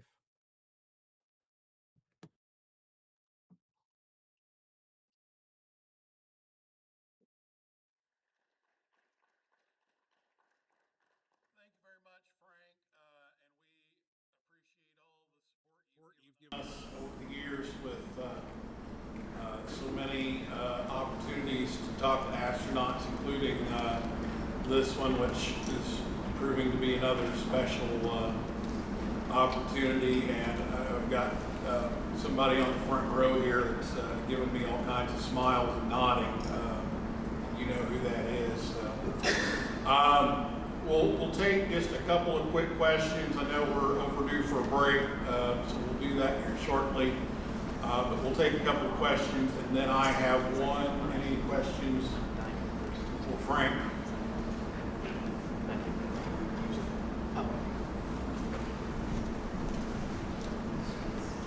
Okay, Frank, I'm going to give you this one.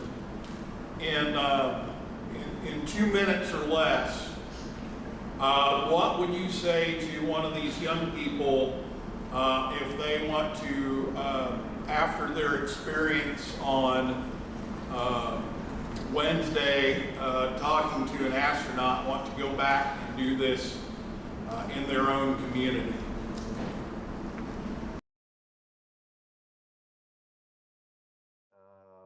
The first thing you want to do is to gather a team and start with some ham radio operators, and then go to a school in your community and you have to convince both the administrator as well as the several teachers, if you will, in that school that this is a great opportunity. You could share maybe some of the video that you all did during one of these contacts and during your contact, and then go from there and then get a proposal submitted. I think that's the best way, and I highly encourage it. I mean, if you're interested in working in a STEM career, or you're interested in following, the ARIS activities, you're always welcome to, and you need to, work at it. I mean, you see what I had to deal with, but hopefully you're not in the situation I am, and you have more opportunities that way. Does that answer the question, Neil? Very good.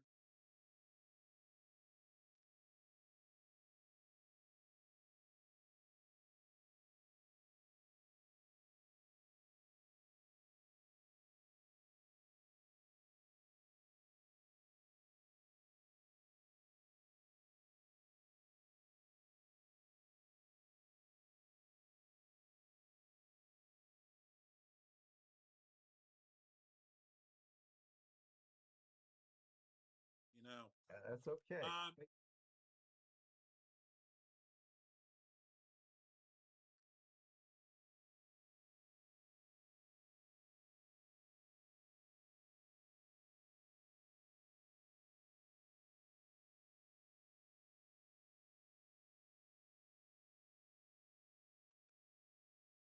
And Thursday. remember, Thursday. it's Thursday. Yes. Thursday. It's Thursday. That is correct. And remember, it's an experiment, okay? Do your best. Like I said in this whole thing, do your best and remember it's an experiment and every one of them are different. So you only learn until it's over as to what the outcome really is.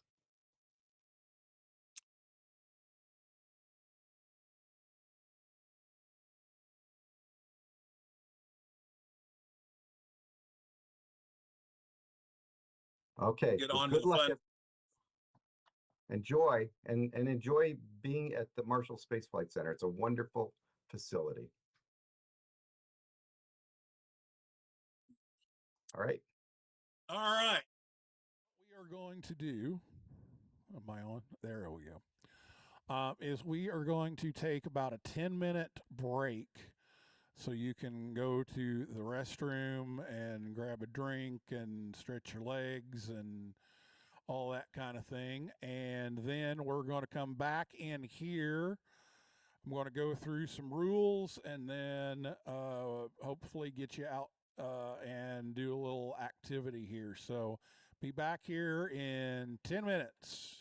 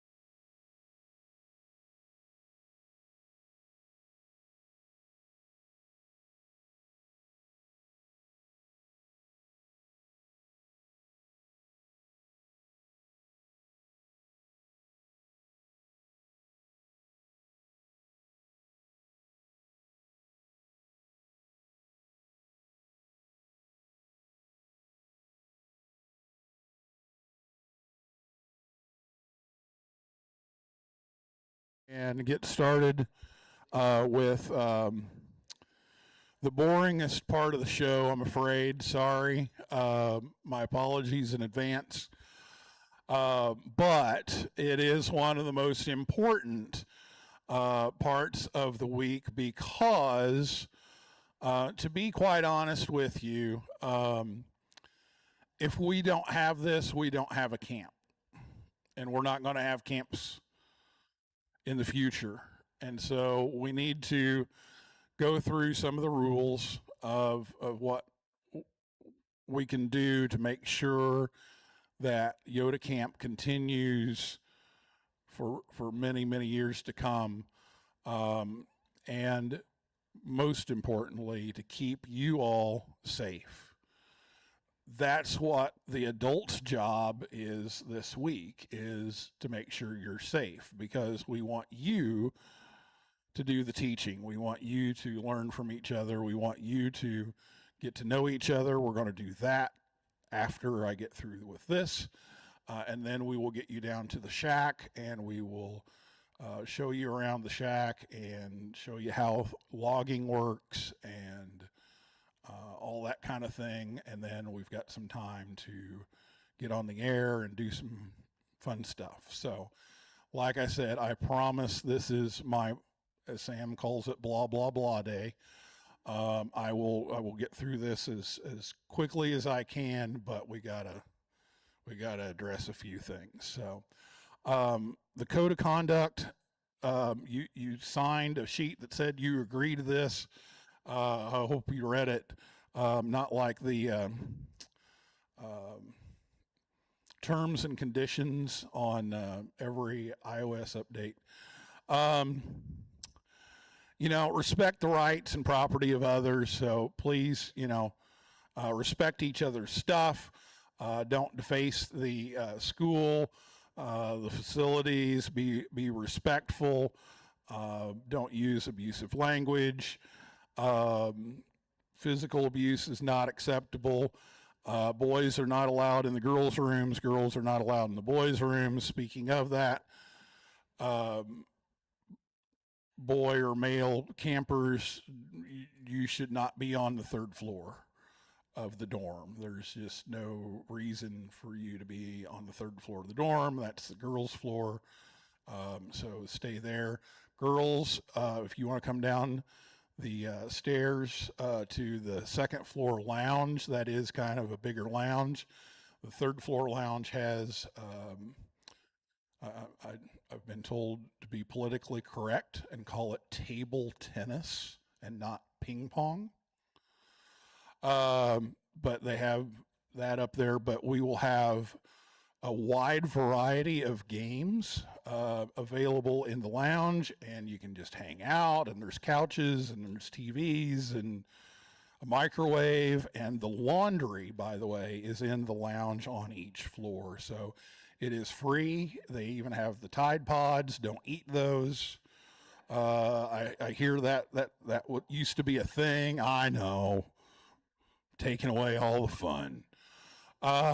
If by some chance you're allergic to those, by the way, we have these, they call them power sheets. It's like a piece of paper, but it's soap, and you just throw it in. So if you need that, see the director's director or I. Those are in our room, but the Tide Pod should be in there with the laundry and everything.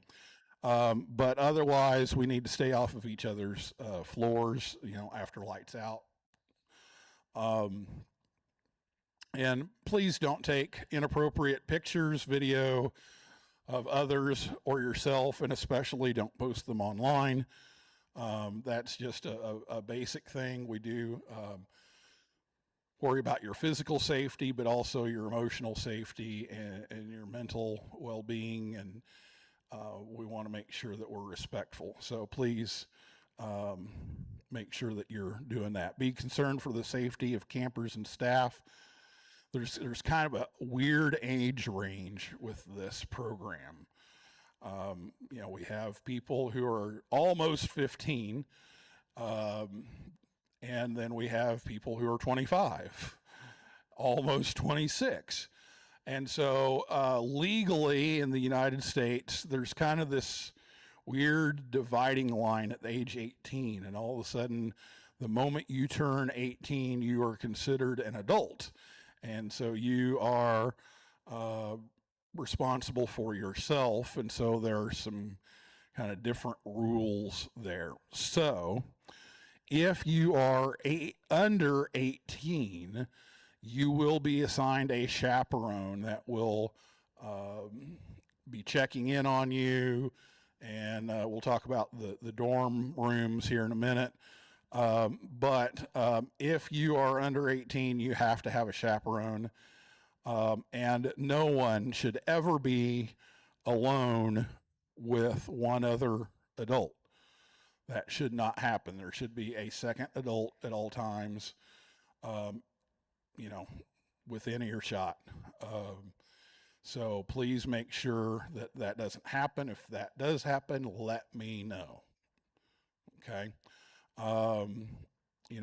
If you are out and about, we really encourage you to be in pairs or more. And if you are not with some other camper at an activity, the only exception that would be acceptable would be is if you've graduated from high school and 18 or older. And we know that by your name badge, so that's how we keep track of that. So, we really encourage you to make friends this week, but you shouldn't be by yourself, okay?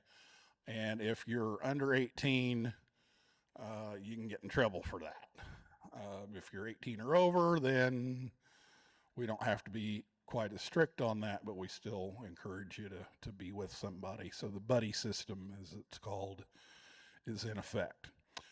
Be on time, ready to participate. If you're not feeling well, let us know. If you're spending excessive time on your phone, we must be doing something wrong, because we've worked really hard to make this fun for you and after today. And so we want to make sure that you're enjoying the time that you have here with each other. Lights out means quiet and in bed. That's at 11 p.m. every evening. And if you would leave campus for any reason, please let me or Ruth, the assistant director, or the director's director, Julie over here, know. And if you're under 18, you need to acquire permission for that to happen, and that would be only under a very extreme circumstance. We will not transport people. We do not want you taking off. But, if you're 18 or over, well, you're responsible for yourself in a matter of speaking, but we still want to know where you are. And again, if you're not here, we must be doing something wrong. So please be here, be on campus. If you leave for any reason, I need to know about it. And like I said, if you can't find me, talk to Ruth or Julie, so that they can tell me, okay? These items are not allowed: alcohol, knives, firearms, fireworks, illegal drugs, matches, tobacco. Adults, if you smoke, you can do that only in designated areas, and that would be outside of the building. To how many feet? What's the rule in Alabama? Is it 20 feet away from any building? Something like that. Yeah. So make sure that you're not doing any of that. Gambling, threatening, PDA, all that fun stuff. Yeah, no. Okay. And again, in the past, in Region 1 camp, they've had some issues with some of the stuff, and it's caused them to have to change how they operate and do things. And honestly, if it happens over here, we're done. Honestly, because we're not going to get the support to pay for this. You paid $100. It costs $3,800 with the equipment, $2,100 money, cash money. And we're just not going to be able to do that anymore. So I am asking you to be on your best behavior and respect others and not do these things so that we can protect this opportunity for everyone. Okay. Let's see here. Yeah. So code of conduct, the consequences are there. You know, first offense, unless it's something that's designated in the fine print as immediate dismissal, section 4. You know, first time we're going to talk to you about it. We're going to make sure that you understand the rule. We're going to give you a warning, and then if that happens again, then there will be some kind of a timeout or some kind of non-corporal punishment. We're not going to slap you upside the head, no matter how much we want to. No, but we will, you know, take some kind of consequence for that. And then third infraction, you will be sent home at your own expense. So just want to make sure you're aware of that. Make sure you keep an eye on Discord. We've already told you about that a lot, that the announcements channel is read only. The SOS channel is where you ask for help. So if you are under 18 and you have a chaperone, that is how you communicate with your chaperone. You're not texting your chaperone. You're not getting into the sliding into the DMs. You're not doing that. It's in a group conversation, so everybody knows what's going on. That is for your protection. So the SOS channel is where you say, hey, chaperone, we're ready to go. Can we get our tape taken off the door early? Or, hey, we want to go to sleep. Can we go to sleep now? And you tape us in now so you can go to sleep too. That's where those things happen. If you need something, if you need medical attention, if you need, you know, whatever it is, supplies, whatever it is, SOS channel is the place to do that. Okay. The camper chat is optional. And I can tell you that I and most everybody else that's on the staff has already muted the notifications because it's like ba-dum, ba-dum, ba-dum, ba-dum every time, you know, we turn around. And that's great. That means we're doing a good job because you all are socializing. However, the SOS channel was created so that we know when we hear that, you know, we know that we need to look at it right then. Where the group chat, we look at it, but not like that second. Okay. So take, you know, safety seriously on any online platform, no matter what, and not just here. Not just here. Okay. Don't respond to people who send you a message that you don't know. Delete it. Report it if you want to. But we can tell you all kinds of stories of things that have happened that are not good and can be harmful. So please take that seriously. And again, camp staff should never contact you one-on-one. It should be in the group channel, or there should be at least 2 adults with you if we need to meet with you about, you know, breaking a rule or something like that, or, you know, something that's private that you need to talk to us about. There needs to be a second adult there. That is for your safety. Okay. So again, boys, don't be on the third floor of the dorm. No one should be on the third floor of this building, except for the sound team, because that's how they get up there.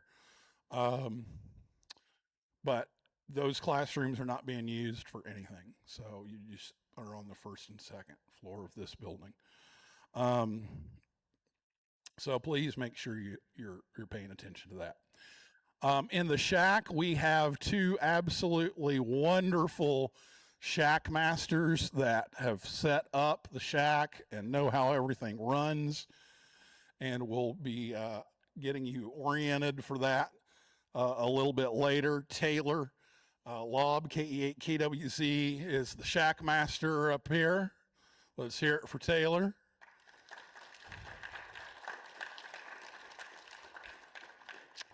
This is Taylor's final year as our shack master, because he's also on the PR team, and so he's trying to pull double duty. And he is also going to start studying meteorology. So, yeah. But anyway, Taylor has been our shack master for several years, and Hope Lee in D2L right down here is the assistant shack master this year, and she is in training to take over that position. So these two will help you. We've got a great shack down there. We've got all kinds of ICOM gear. We got an IC7610. We got a bunch of 7300s. We got 9700s. We got 705s. We got 905s. And in the morning, you will get an ID52 that is yours for the entire week. And that's all courtesy of ICOM. So we will do that. But some of the things that I know the shack masters are going to want you to do or not do is, one, we want every single camper to make at least one HF contact before you leave. Okay, so we want to take turns on that. Don't monopolize the radios. You know, if nobody's operating, yeah, get on. Run up a pileup. But we want to make sure that before everyone leaves that you make one HF contact. For many of you, it will be your first HF contact. But we want to make sure that everyone makes one before they leave. The call sign is Whiskey 4 Yankee, W4Y. And please use that only on the radios that are down in the shack that are provided by the camp. If you want to operate your own radio, use your call sign, not the camp call sign. The camp call sign, all of those need to be logged in our logging software, which you'll see here in a little bit. We will QSL for those that send us QSLs. We will return those, but only use W4Y on those radios. If you brought your own radio, you are more than welcome to use it. You're more than welcome to test it out, to experiment with it, but use your own call sign. Okay? Ask if you need assistance. We can sign up for operating times if we see that we're getting a backlog. And the last one is the usual problem. Please don't use the shack as a lounge to socialize in. People need to be able to hear. We do have some wonderful Pro 7 headsets for every radio in that room. And they cancel out noise really well, but it's very distracting to operators to have people just standing around talking, or sitting around and talking and everything. So we have lounges for that. Okay, we've got those lounges in the dorm. You know, the second floor is the main one. Use that as the lounge. If you're not on the radio, or you're not logging for somebody or helping somebody who is operating the radio, get out of the shack. Okay, that way we can make that work a little bit better. Okay, now some legal stuff for the radios. We have a band chart that you should have received in your bag, but we also have these great gigantic band charts in the shack. so you can see them like across the room almost. So make sure you stay in the U.S. allocations. If you are from a different country, those allocations may vary a little bit. So make sure you stay within the U.S. band allocations on the band chart. We gave you a band chart. We got those posted up in the shack. Make sure you follow that. If you are using your own call sign, you are limited to the operating privileges that you have. When you use a camp radio, you can pretend you're an extra. Okay, you can do anything and everything as long as it's on that band chart. But if you use your own, then you got to use whatever level of license that you have. If you have traveled from another country and you're doing the IRP or CEPT reciprocal thing, you put W4 stroke and then your call sign. But make sure you follow the band allocations. And this is a sometimes little known fact that when you have a 1x1 call sign, once an hour you're supposed to give the call sign of whoever registered that. So once an hour you need to say W4Y stroke WB9VPG. Okay, so maybe do that on the first run and then you're good for an hour. So that's another legal thing. Okay, so while I'm on the shack, Taylor, Hope, any other requests?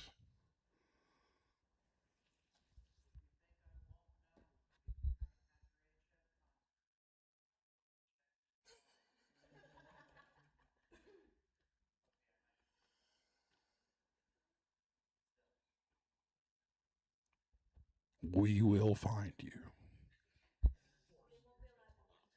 And and Hope says you will not be allowed to leave. You will be in Huntsville for a very long time.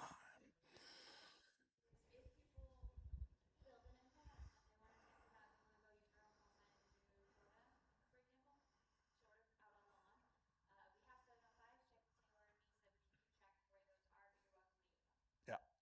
705s, 905s are nice little portable radios to go test out things, and that's kind of why we have them. So, yeah. Anderson.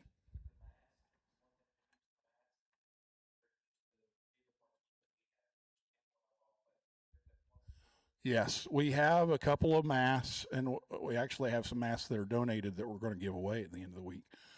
So we do have some masks around. So if you do build an antenna and you want a mask, we do have a few available, some 20-footers, I believe. So, yeah. Anything else on the shack? Okay. Dorm. If you are under 18, you will have a chaperone. And one of the things that the chaperone will do is put a little security tape on your door at lights out time or before if you communicate that. Okay.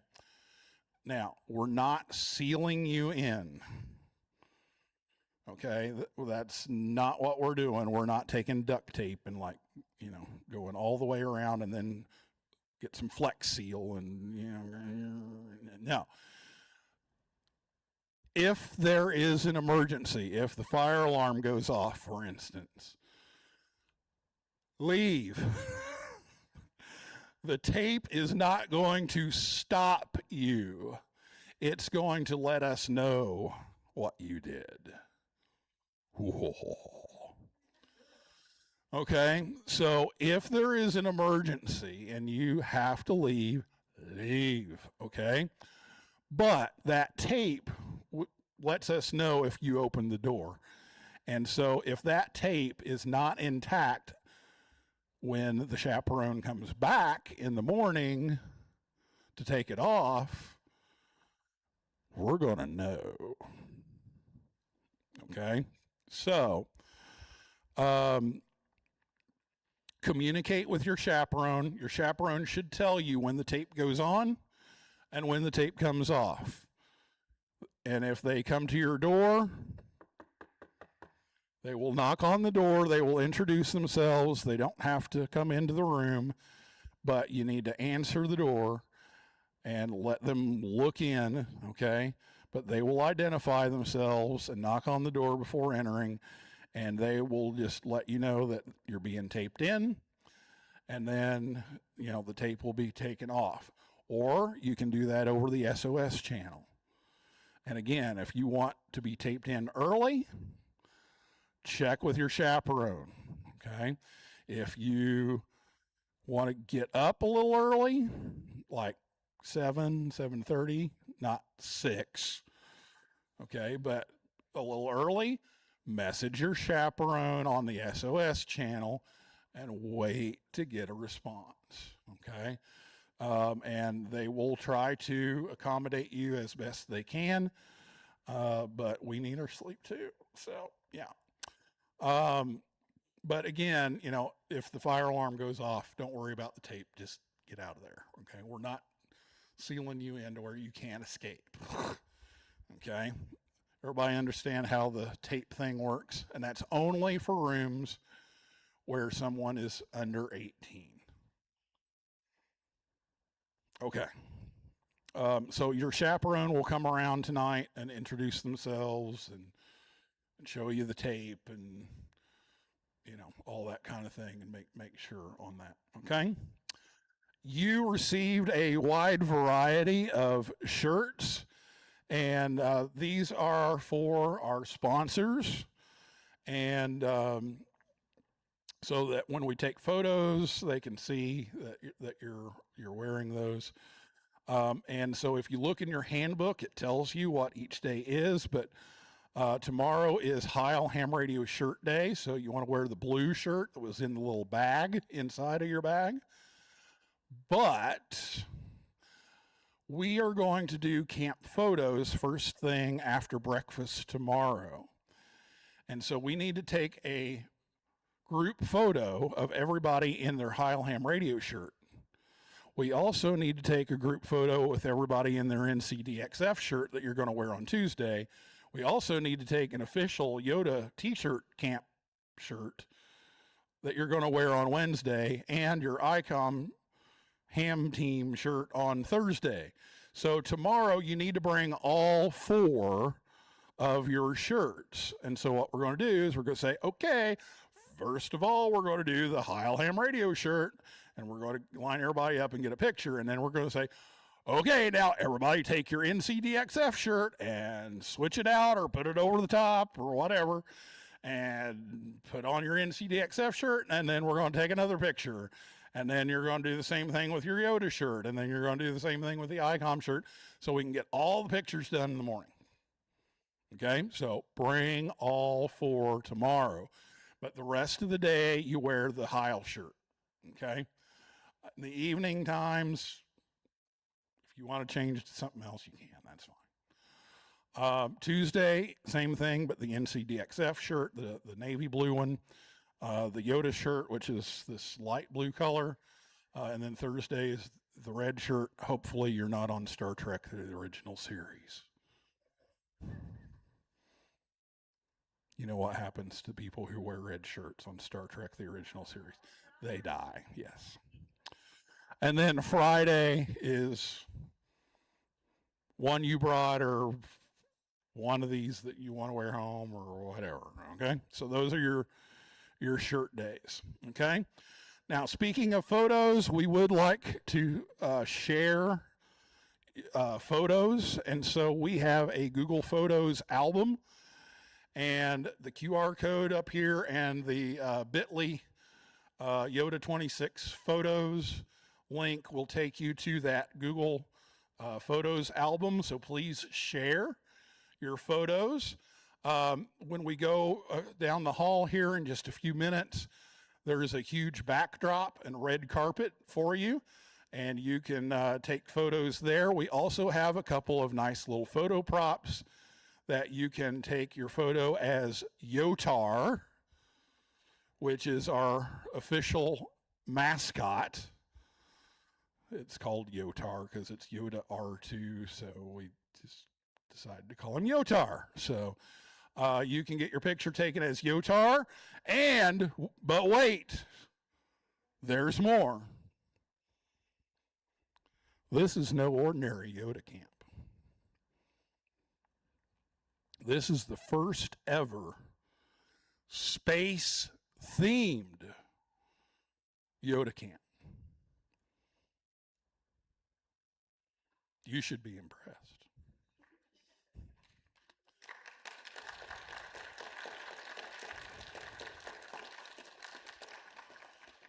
So not only can you get your picture taken with Yotar,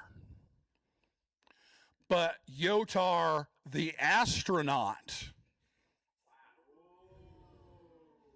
Yeah. So share those all week long. If you post online, our official hashtag is YodaR2 for Region 2. And the QR code up here will get you to the photo album. The bit.ly will get you there. And that is in the Google Drive that we shared with you a couple weeks ago. There's a link in there as well. So please share those. We will also upload all the ones that Taylor and Sam and Jack and whoever that are running out with these fancy DSLR cameras. We will post those up there too, so you can have those and share those around. But wait, there's more. Not only do you get your photo with the backdrop, not only do you get your photo with Yotar, not only do you get your photo with Yotar the astronaut, but we have space-themed photo props that you can hold. Yeah. So you can do that. Now, you can also get your photo taken with Bob.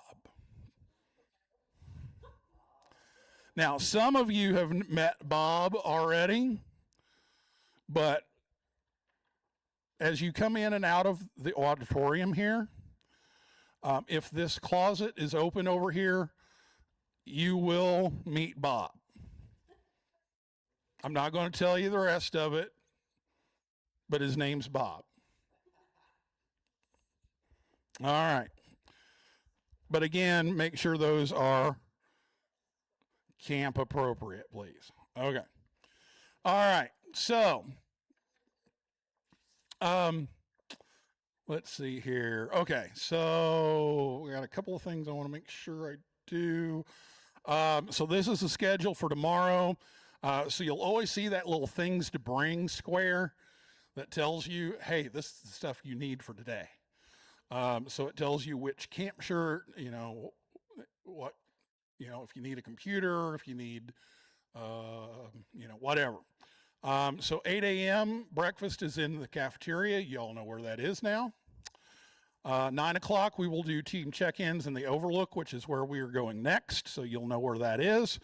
We will do the photos, and then we will pass out the ID 52s. And Hope is going to do some demos with D-Star in the morning. And then we are going to do our first breakout session. So if you indicated that you are a beginner kit builder, we're going to have you go to the makerspace, and Jocelyn and Sam, and led by Tony over here, we'll have you build a group build and an individual build. And the individual build you can take home with you. The group builds, however, are going to stay here because we can disassemble them and use them again. So you will get to take one of those things home that you build individually. And then we will also have a moon bounce demo for those people that are in the intermediate or advanced level. Ephraim. Then you're doing moon bounce.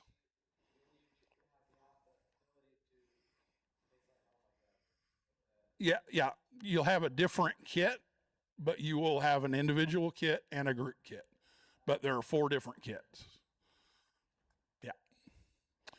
But you would do moon bounce. And then we will break for lunch at 12 down in the cafeteria. And then we'll come back to the Overlook. We'll do the team check-in by group.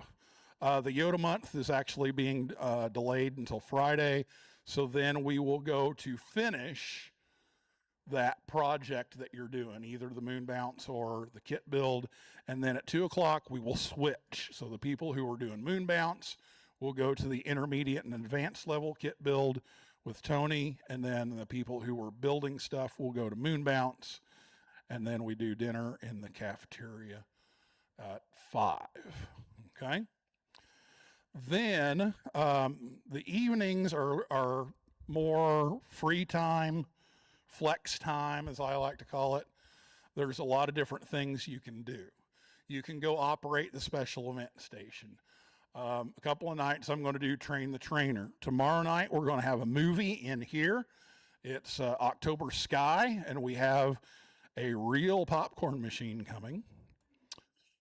So we will have real popcorn, and we'll show that from 7 to about 9 in this room. You can go to the lounge and you can play games.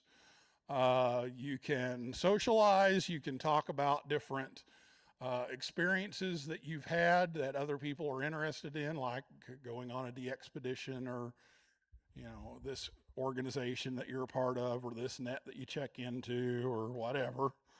But also tomorrow, but wait, there's more. If you want to upgrade, or if you want a U.S. license for the first time, we will have an exam session at 6 o'clock. And that will be in the little breakout rooms down here by the Overlook, which is where we're going next. So if you want to sit for an exam tomorrow, that's at 6 o'clock. At 10:30, the shack will close, and the shack is downstairs in this building. Okay, the social stuff is over in the dorm and the lounges. So at 10:30, the shack closes, and these things don't get you into this building anymore. So you need to make your way over to the dorm, get ready for lights out at 11. Okay, so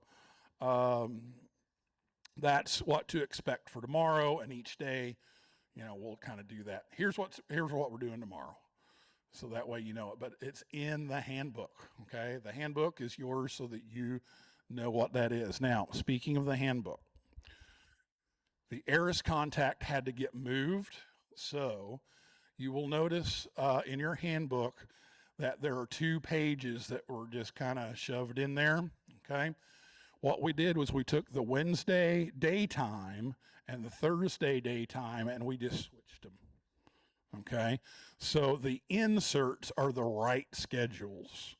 The one that's bound in your book, not the right schedule. They're the wrong days. And we don't have to do the early lunch that we were going to have to do. So all the lunches are at noon.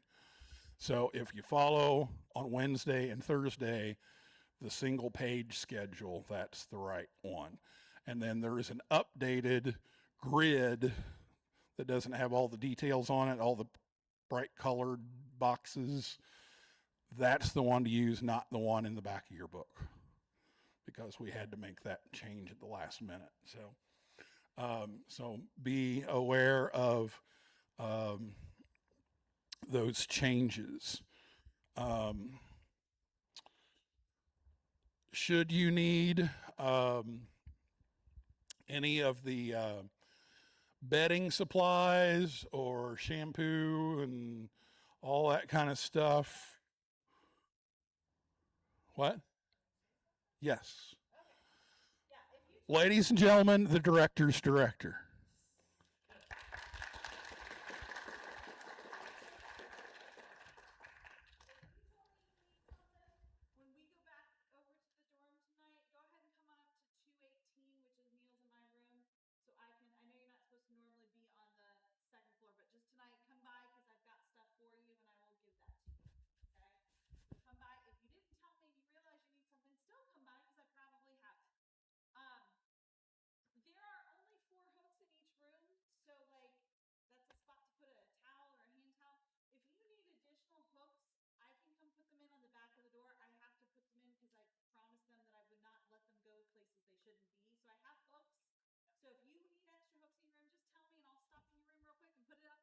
be out of your room.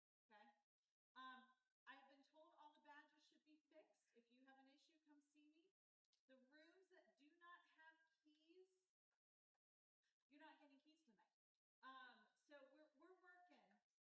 Tomorrow morning, we've got somebody coming in that can do that at 8 a.m. So I've been told that tomorrow that will be fixed. Be patient with us. Just close your door and lock it tonight, obviously. But tomorrow, just leave it cracked, or if you don't feel comfortable leaving it cracked a little bit, close it and come find me because I still have access to a master key and can get you in no matter what. Okay? Oh, anything, we've already had 2 rooms where a breaker has tripped and outlets are not working. If that happens in your room, come find me. Okay? Jocelyn and I have just learned how to take care of that. So we got access to that as well. Okay. Very good. Okay. We have a couple of more things to do, and then we have a survey for you to do before you go down the hall to our first activity.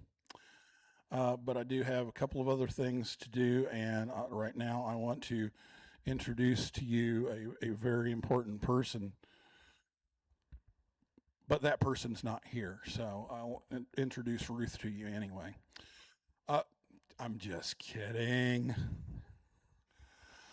This is Ruth Willett, KM4LAO, and she is the assistant director. She has been working to make many more of the decisions of the camp, and dare I say it? Sure. Ruth is a lot younger than me, and you know what Yoda is all about is the youth. And so, my original plan was 3 years, and then I was going to hand it over, and it didn't work that way. But in the near future, this young lady will be taking over. So, Ruth, if you want to say a few things and anything that I missed, and Ruth is doing all the satellite and Eris stuffs.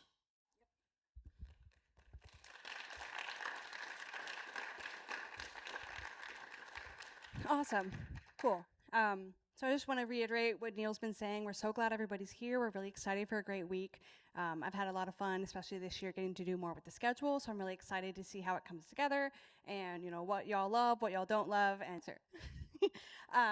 yeah, in terms of schedule stuff, or just, I think Neil hit it all. Don't want to bore you all with more slides and more talking. But one quick note is just anybody who's doing the Eris questions, I emailed you last week. We'll do a practice in a couple days to make sure we all feel good and we know what's going on and we have a better sense of what we're doing before Thursday, so that you all feel comfortable and whatnot. So we'll just keep an ear out for the schedule updates when that's happening. But really excited for this week, and yeah, welcome to Yoda Camp. All right. Thank you, Ruth. Is he on the way? Yeah. Okay. All right. We'll do this first. Every year I think I cover everything, and I don't. So, staff, what have we missed?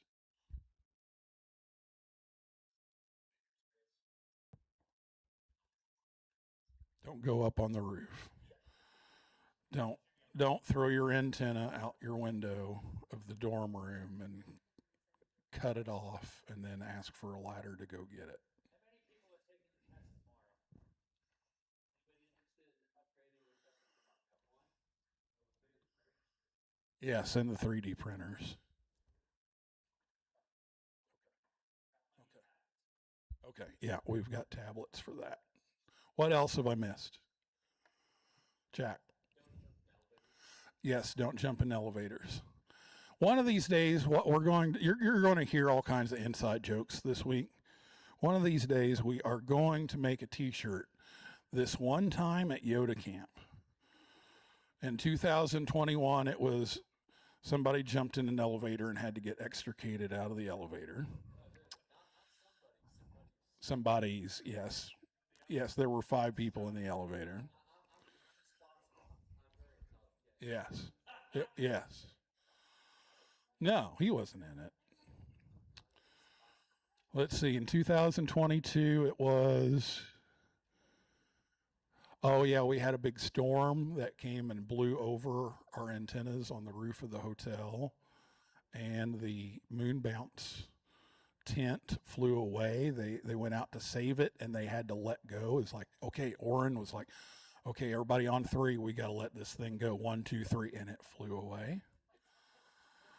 Let's see, 2023 was the start of the Canadian Radio Authority, which you will hear about. There's no such thing as a Canadian Radio Authority. Well, there is now, yes. We created it. Let's see, 2024. Yeah. Halifax, yes, check to make sure you can get all the equipment across the Canadian border. And don't schedule a camp while they are blasting next door. Yes. Let's see, 2025, make sure you have confirmed the setup times with your host. And Yoda Jr., when you have someone setting off fireworks in the parking lot of the hotel that you are staying at, make sure Anderson is close by, and make sure that your fire extinguisher is locked in an office in a locked cabinet, and then ask Anderson if he is trained to use it before Jack's car catches on fire from the fireworks hitting the dry grass. So, yes, we're always expecting something that we didn't plan for. So that will happen. Anything else? Okay. One other thing that is unexpected and not planned for. I've said many times today that we want you during these social times to talk about things that maybe we don't have a session about them, okay? And maybe it's yacht, maybe it's, Mesh-tastic, because it's Mesh-tastic, which Andy has the repeater up, by the way. So if you're into that, talk about that. If you're into, YDXA, talk about YDXA and share these things with each other. Well, one of the things that you may talk about with Tony and Andy, if I could have the two of you come up here for just a moment, please, is the Collegiate Amateur Radio Program. Now, it used to be CARI, the Collegiate Amateur Radio Initiative, but now it's graduated to a program. So, you went fishing. Okay. Carp. So, if you want to learn about the Collegiate Amateur Radio Program, these are the two people to talk about. So, to help you remember this,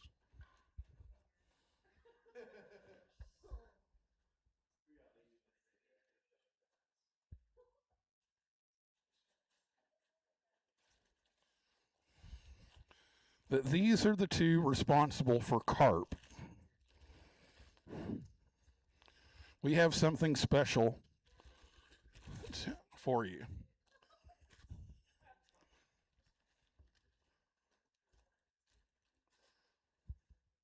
It is a 60-centimeter grass carp. So if you need a spare pillow,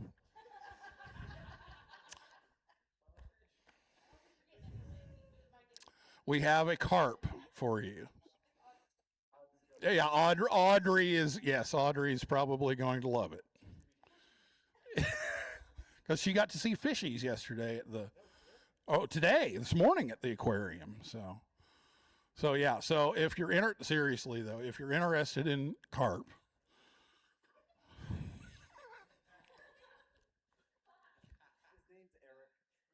Oh, his name's Eric? Jeez. Yes, this is your brother. And this is Eric. And that's Eric. What? Yeah, I think we need a picture of Eric and Bob together, yes. Or if you're interested in the Canadian Radio Authority, yeah, these are the two to talk to. So there you go. Thank you for being here.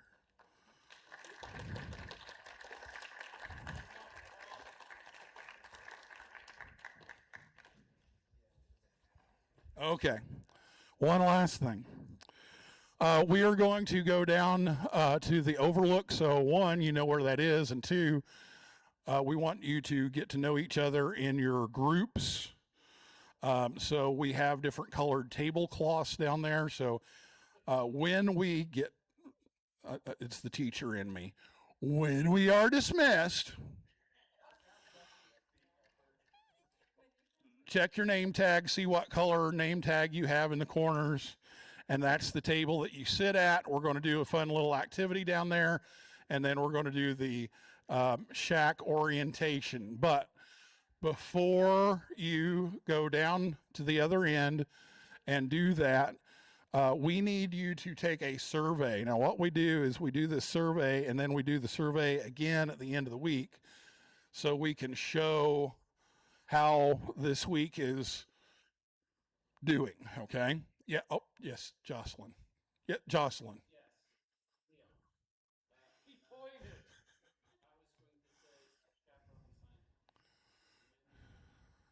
When you go to their room tonight to tape them in. Yes, they better be in their room when they get there, or else we will know. Yes. Okay, so we need you to fill out this survey real quick before you go so we make sure that you actually do it. So here's QR code. There's a bit.ly, whatever works for you. But please fill that survey out. And then when you are done with the survey, please make your way to the other end of this floor and sit at the table that corresponds to your name tag. Thank you very much. And to the live stream, thank you for watching. Good night.